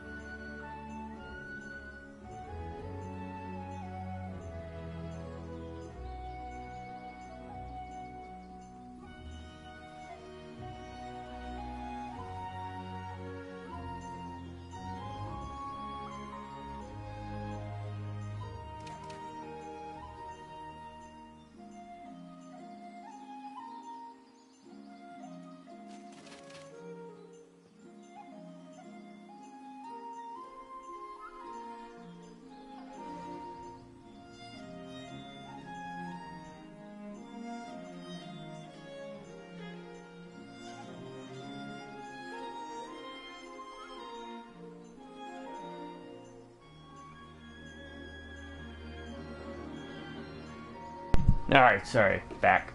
Alright. My number 9 is a game that I haven't played in a long time, but I remember liking a lot. I'm not a big fan of military shooters, but I did play this one a good bit back in the day. Played the original probably more, but the second one was the one I think I liked a lot more. Medal of Honor Underground. And I liked that one because it was, I think you played French Resistance, but it dealt with the Thule Society, so you had like more supernatural elements added in. There were like armored suits of like undead knights and a bunch of other things that they added to it to kind of spice it up. A bit of sorcery. Kind of like, very much like Hellboy, the first movie especially. And that's about it, because I don't really remember too much about it, but I do remember enjoying it for those elements. The Medal of Honor games early on were really good. And if you added in a bit of scary stuff, horror, supernatural, I was there for it. And because that one's so short, I'm going to just jump into my number 10 real quick. A game I played before, I spout constantly about being really good, especially with the rise of things like Space Marine 2. Dawn of War got their thing. Tau Fire Warrior. I think it was unjustly maligned. It is a tough game, but it is a fun game, and most importantly, you don't play as a Space Marine or anything Imperium. You play as a filthy Xenos. I'd love to see a Fire Warrior 2 where you could actually use some of the battle suits, but I think that game aged well, and does it have something to do with this? Where do we go?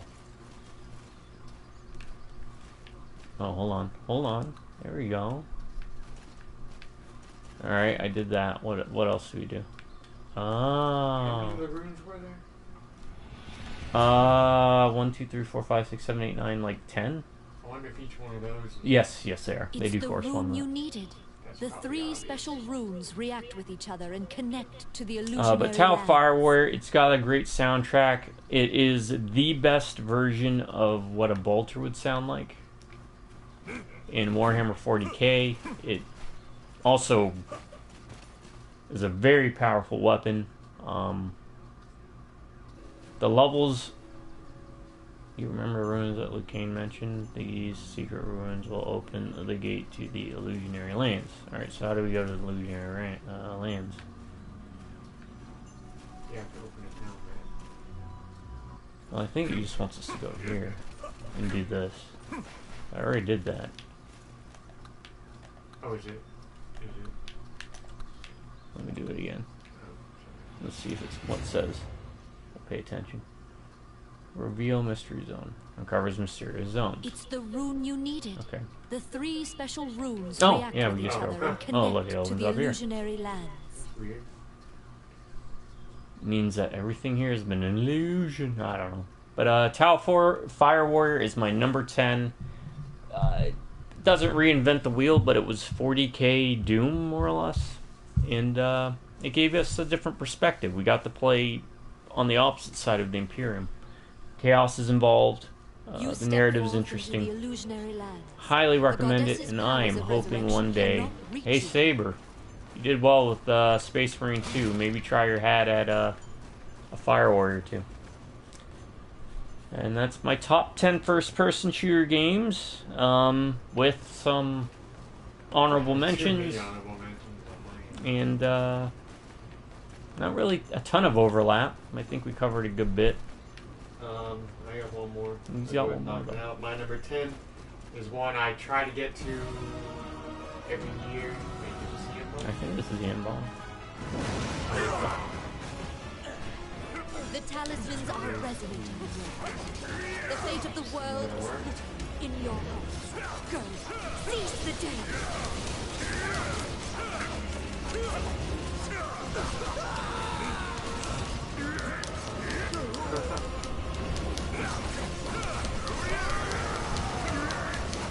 Now, mind you, this is on normal, so...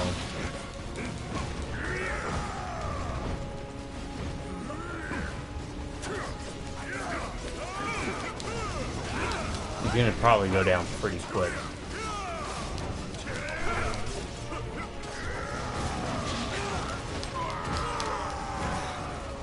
And again, so are we.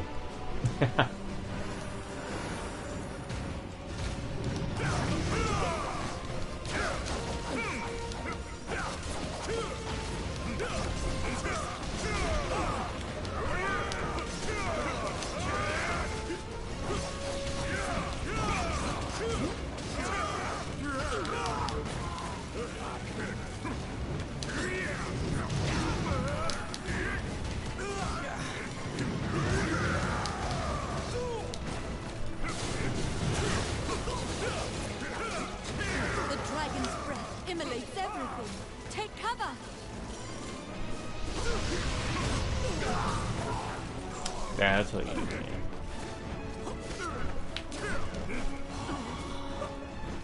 You just hide behind the room. Oh, he's gonna destroy the cover. As long as he doesn't destroy both.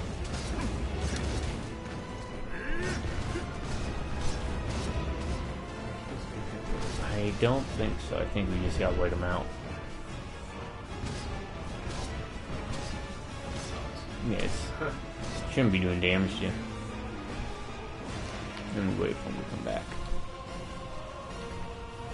Think he's coming back. Yeah. Oh, you were good. You were smart not to trust him.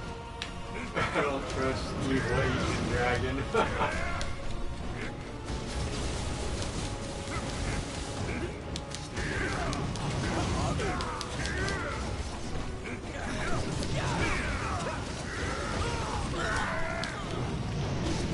It's alright, if we die, we can just mash through our gold to keep coming back.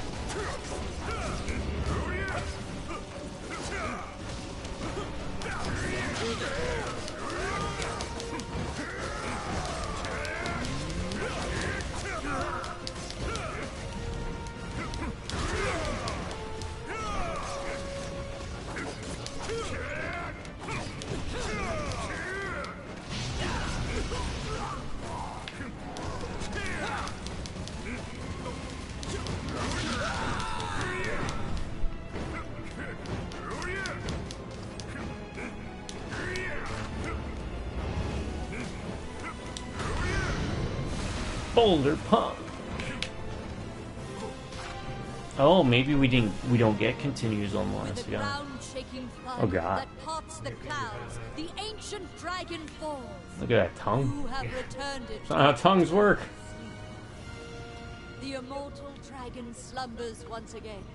Congratulations. Yeah, this isn't the final boss of the game though. You have to replay through it, get to the final dungeon, then you fight like the elder demon dragon.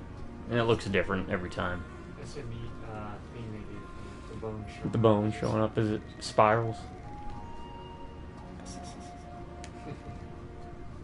Alright, my number 10 is one that I try to play through at least every year. I haven't this year. I don't know if I'll get to it, to be honest, but Bulletstorm.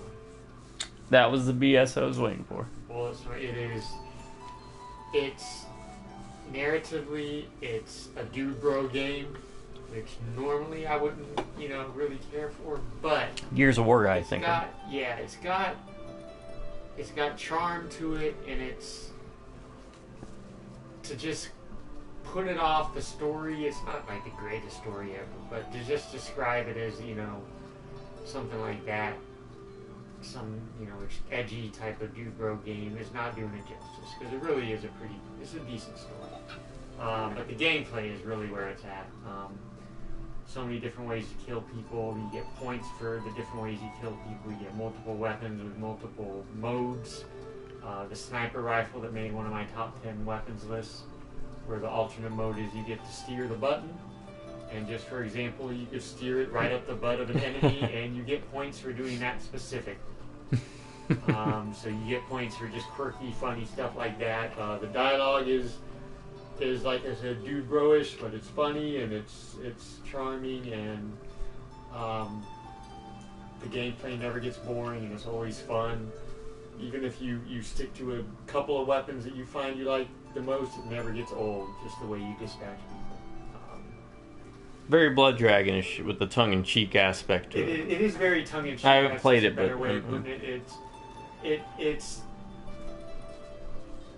it's got that aesthetic to it, the Years of War, type, but it does it with a wink, knowing that it's doing it, like tongue-in-cheek.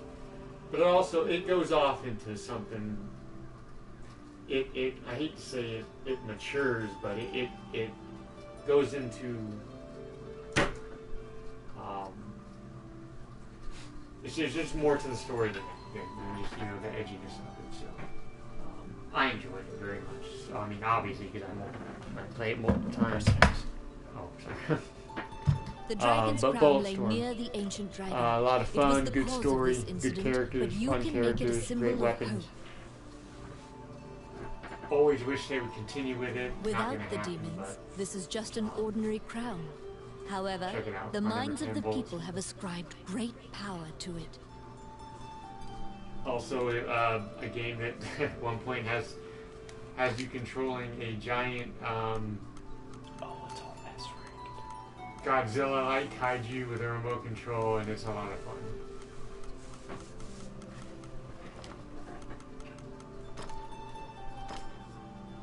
We've come to the end of the tale, the dragon's tale, because we have the dragon's You crown. kneel to offer the dragon's crown to the new Queen Vivian. The crown of the Elysian King fits her well. We'll do the review and cover our top 10 lists once we get back to With the the legendary crown, the game. royal scepter, and all, none held can deny Vivian her rightful ascension to the crown. throne. The dragon's guy we crown thought was will a be douche wasn't a symbol of douche. power, inspiring fear in the hearts of any who would threaten Highland. He had that little douche soul patch thing. That I'm an evil guy. It represents the fact that He was an evil warriors guy. who defeated the mightiest foes reside in Highland and will rise to defend it from any threat. Queen Vivian invites you to work at the castle. You value your freedom, so you politely decline. However, you vow to work for the Queen whenever the need may arise. In turn, she blesses you with the royal favor for life. How much is that worth? As you exit through the Great Gate, many soldiers turn and salute. You have completed a legendary accomplishment. And mind you, we didn't do all the side quests, and the game finally opens up completely at this point. It will open up a dungeon, so that would lead to the true ending. Basically, what you do is you play through the main game to unlock the difficulties, to unlock floors on the dungeon to get the true ending. And when you go in the dungeon, there's a really neat cooking minigame where you have to actually grab different items from pots, put it in your pot, cook it, and then add spices and then eat it. And depending upon what you put in the pot, like I think the sorcerer's like a vegetarian mostly, so you gain more benefits from vegetables and fruits. The dwarf eats more meat, and there's different types of stuff that they won't eat, and you get different benefits from extra strength, extra health, extra lives, so on and so forth.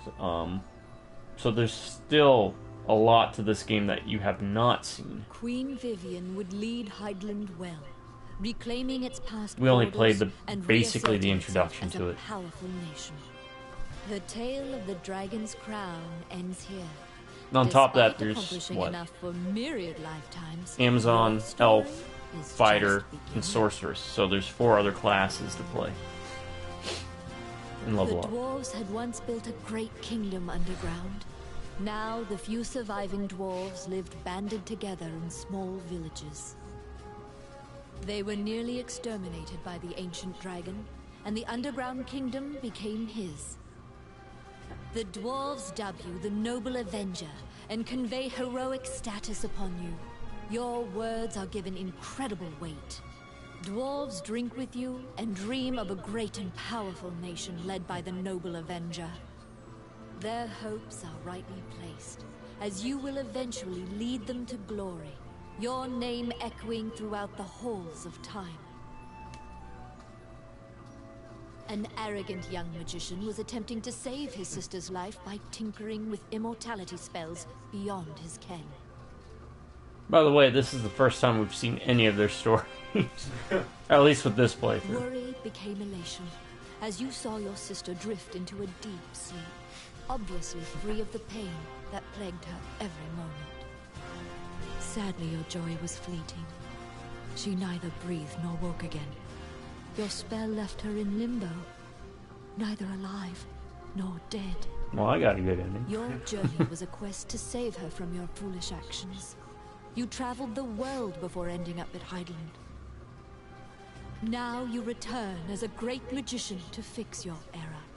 You distilled the ancient dragon blood to create the elixir.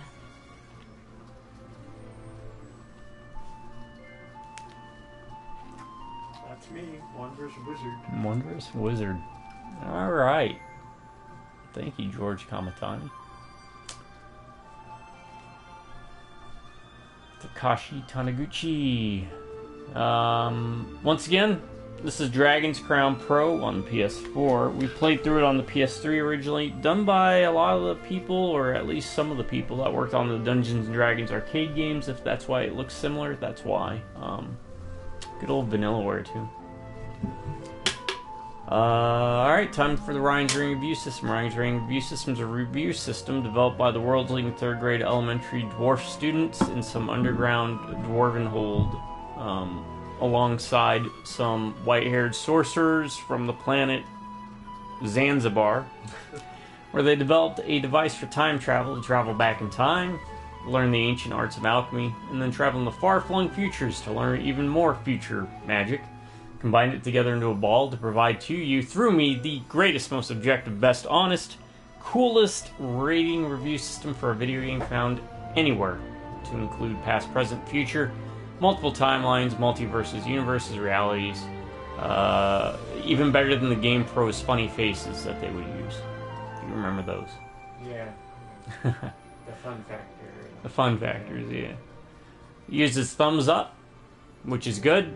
Zangief Street Fighter side thumb, which is okay, and thumbs down, which is bad. And check marks. Green is good, gray is okay, red is bad. And it scores BAD. B for boring, A for awesome, D for dumb. Bad. Is the game bad? Like it's bad to the bone? Or is it just bad? So let's start with boring. Was I bored? No. There's a lot here, and like I said, we've only touched maybe like half of what is actually in the game. Because every class plays differently, and there's like 6 classes, or 6 characters. There's branching paths. There's more that unlocks once you beat the game. The first time you have to beat it to unlock everything, including the dungeon, the cooking, even secrets, like hidden places. There's some magic stuff that you might have seen where it's like it has no effect. It has an effect, you just have to play through the game once, and then unlocks new areas and new secrets. You have a multitude of different items and equipment. Yeah, your basic staff or your hammer or axe is similar, but then you get things like bombs, you get things like spells, you get potions, you get tools like barrels and whatnot. You get arrows for the elf. So the gameplay styles are varied, and if you're ever feeling like, I'm tired of this character, switch to another character. It also offers 4-player co-op, couch co-op, or online, so that helps to keep it fresh. Enemy variety is nice to keep you from just thinking it's just a mindless button masher. There is strategy despite how we played. So there is a lot there to uncover. You feel like you're actually playing the Dungeons and Dragons adventure. So, that said, was not bored. That's 1 thumbs up, 1 green check mark. Is it awesome? Well, done by the same folks that worked on the Capcom D&D games. The art style is amazing. You get to fight a variety of mythological beasts, different locations. You get points that you can use to level up and skill in different manners and in different directions. Totally awesome. So that's 2 thumbs up, 2 green check marks. Last but not least, is it dumb? I can't think of anything. Again, the art style's really a treat. Like, this to me is always on the same level as Okami when it comes to art style. The gameplay's fluid. They even got around the, well, I don't have people I can play with, whether it's because I'm not paying for online or people can't make it over to play. They got you covered. You collect the bones, you resurrect them, and the AI can fill those 3 spots up for you. So it feels like you're always playing with someone. Again, a lot of equipment variety and spells. Dwarves can use rings for magic, so you don't feel like you're missing out. The sorceress can create food and can also raise skeletons to help fight, so you can actually go above having 4 people on screen. Right length, so if you only wanted to play through it on normal and you're like, that's enough, you'll still get a lot of hours out of it. We got a lot of videos out of it, a lot more than I thought we would. But if you're sitting there and you're like, man, I wish it went on longer, guess what? It does. And it even has new things that unlock as you go on further, so it's not like you're just replaying through the whole thing again. There's stuff that they add that mixes it up. New enemy variety, the cooking mechanics, the dungeon. This is just a well-crafted game. It's a damn near perfect one in regards to how it was designed. So I can't think of a single thing that's dumb. Other than the fact that you can't play this on Steam, and we never got a Dragon's Crown 2. 2 things I'd love to see happen, because I think this game would just knock it out of the park again. I am happy it came out on the PS4.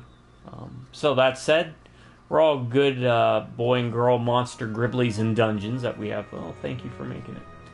We can give the game 3 thumbs up, 3 green check marks. Highly recommend this game. It holds up. Pay full price, because I think it's only like $40, $50. You notice that the image of Althena has been made anew. And it's still going. Final verdict. Is it boring? No. 1 thumbs up, 1 green check mark. Is Dragon's Crown Pro awesome? Completely awesome. It's more awesome than awesome. 2 thumbs up, 2 green check marks. Last but not least, is it dumb? No, Dragon's Crown Pro is not dumb. It is an overlooked gem. It's 3 thumbs up, 3 green check marks. Pick this up. Run out the door right now and do it. Just do it. Do it now. Okay. It was entertaining the first time we played it. When you touch it, the goddess's voice echoes in your head. Her power returned because you defeated the dragon who stole I it. normally play as the wizard, and even those mechanics were interesting and fun, and not too much. And reveals a shocking truth. The ancient dragon you defeated was not the only one. There's a good amount of customization and weapons and armor to pick up. She wishes that you would also save Jula Inverse. To be completely With the honest, goddess's combined powers, the I have a seal will weird become stronger. line for me as far as like customization of weapons. We talked about before, too much. I get that analysis by paralysis for customization. I would say it's right at that line, but it does have helpful numbers that an idiot like me can just look at and decide, okay, this one's stronger. Letters Be and able numbers to seal the gate rune permanently, to help you out. forever locking the ancient dragons in the illusionary lands. Good variety of weapons and armors and stuff you can add and spells and everything, and the upgrade system isn't too convoluted. It was pretty straightforward, easy to follow. You could pick up half you want to choose and go for it. Lots of good options to play as and lots of things to do. So completely agree with everything you said.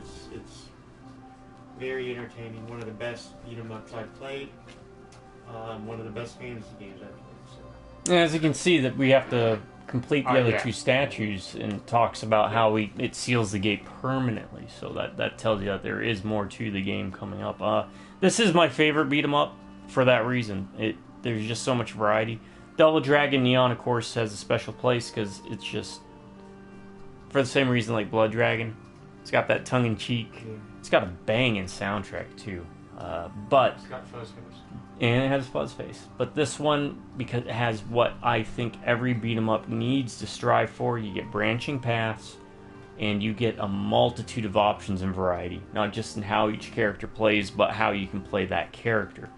And that's something I think is missing from a lot of these beat-em-up games that I've been seeing and playing a lot. Is, yeah, it's neat, Streets of Rage 4, but I've already played the other Streets of Rages, for example, so it's like, okay, it's just your typical beat-em-up, that's fine, but kind of want a little bit more with it, a little bit more complexity to the mechanics. First, you must defeat the ancient dragon who has stolen the goddess Jula's powers. But that's why this is my favorite beat-em-up of all time. I think it is the best beat-em-up. Before this, I would have said the Dungeons and Dragons arcade games were. These other ancient dragons have been awakened for much longer. The other ancient dragons. That's like the demon dragon and the other one. Yeah, maximum level increases. So if you can't beat it on hard or you're having difficulty, you can switch to a lower difficulty and whatnot. You can now go to the Colosseum from the gate. You now go to Labyrinth of Chaos from the stables. Gather the 9 talismans to weaken the dragon, and then defeat it to restore power to the goddess Jula. Okay, and that's what you do. You can, now you just have to gather the 9 again. So you don't have to replay through everything once and then... anyways, thanks for joining us. This has been a really good 2OGs play. Hopefully you've enjoyed it. We also covered top 10 FPS games. Once again, this is the only place on YouTube where you get twice the amount of top 10 per video. So you don't have to watch more than one video. You get 2 top 10 lists in one video. That's great value. Plus honorable mentions. Real quick, my top 10 FPS games were Vampire the Masquerade Bloodlines. And if you don't accept that, well, one of my honorable mentions will cover it. 2 was Hexen and Heretic. 3, Bioshock 2. 4 was Hard Reset. 5 was Clive Barker's Jericho. 6 was Tau Fire Warrior, Warhammer 40k. 7 was Clive Barker's Undying. 8 was Fallout New Vegas. 9 is Medal of Honor Underground. And 10 was Dishonored, with honorable mentions being Twisted Metal 1, because you can play the entire game first person. Judge Dredd versus Judge Death. And Time Splitters 2 specifically, but the entire Time Splitters series was great. On top of, well, Left 4 Dead, Killing Floor, Payday 2, a lot of those kind of co-op multiplayer, but focused more on like a single-player experience for the list, for the most part. My honorable mentions real quick: Payday, like you say, Payday, Killing Floor, Killzone, Left 4 Dead. That was all the multiplayer ones, right? Well, yeah. I mean, Killzone 2 had the campaign. Killzone 1, Killzone 2, and Indiana Jones. And my top 10 in no particular order: Prey, the Bioshock series, but specifically for me, Bioshock Infinite, Resident Evil 7 and 8 that I packaged into one entry, Fallout New Vegas, Condemned, The Darkness, Deathloop, Resistance, again 1 and 2, Bulletstorm, and Dishonored 1 and 2. And there you go, folks. This is going to be the end of the chapter. Look at that. We got 16 hours or so. Almost 17 hours worth of gameplay out of our first playthrough of it. Maybe one day we'll come back and try different characters and try and finish the rest of it. So, you know, we'll get the other 2 dragons, complete the other statues, and seal off those dragons for forever. Alright folks, gonna call it here. Thanks for joining us. This has been 2OG's Play, Dragon's Crown Pro. Game highly recommend. We also covered top 10 FPS games. Let us know some of your FPS games, your favorite ones of all time, what you think of our list, if you got any more you'd like to add. Let's just get a conversation going. My subscribers, I want to say thank you to each and every one of y'all once again. And y'all stay amazing and have an awesome day, or if you prefer, stay awesome and have an amazing day. Drive by Rubberneck Computers. Catch you next time. Until then, y'all have a good morning, a good afternoon, and don't forget to look at that dog in the bottom left corner. Have yourselves a very good night. Night, everyone.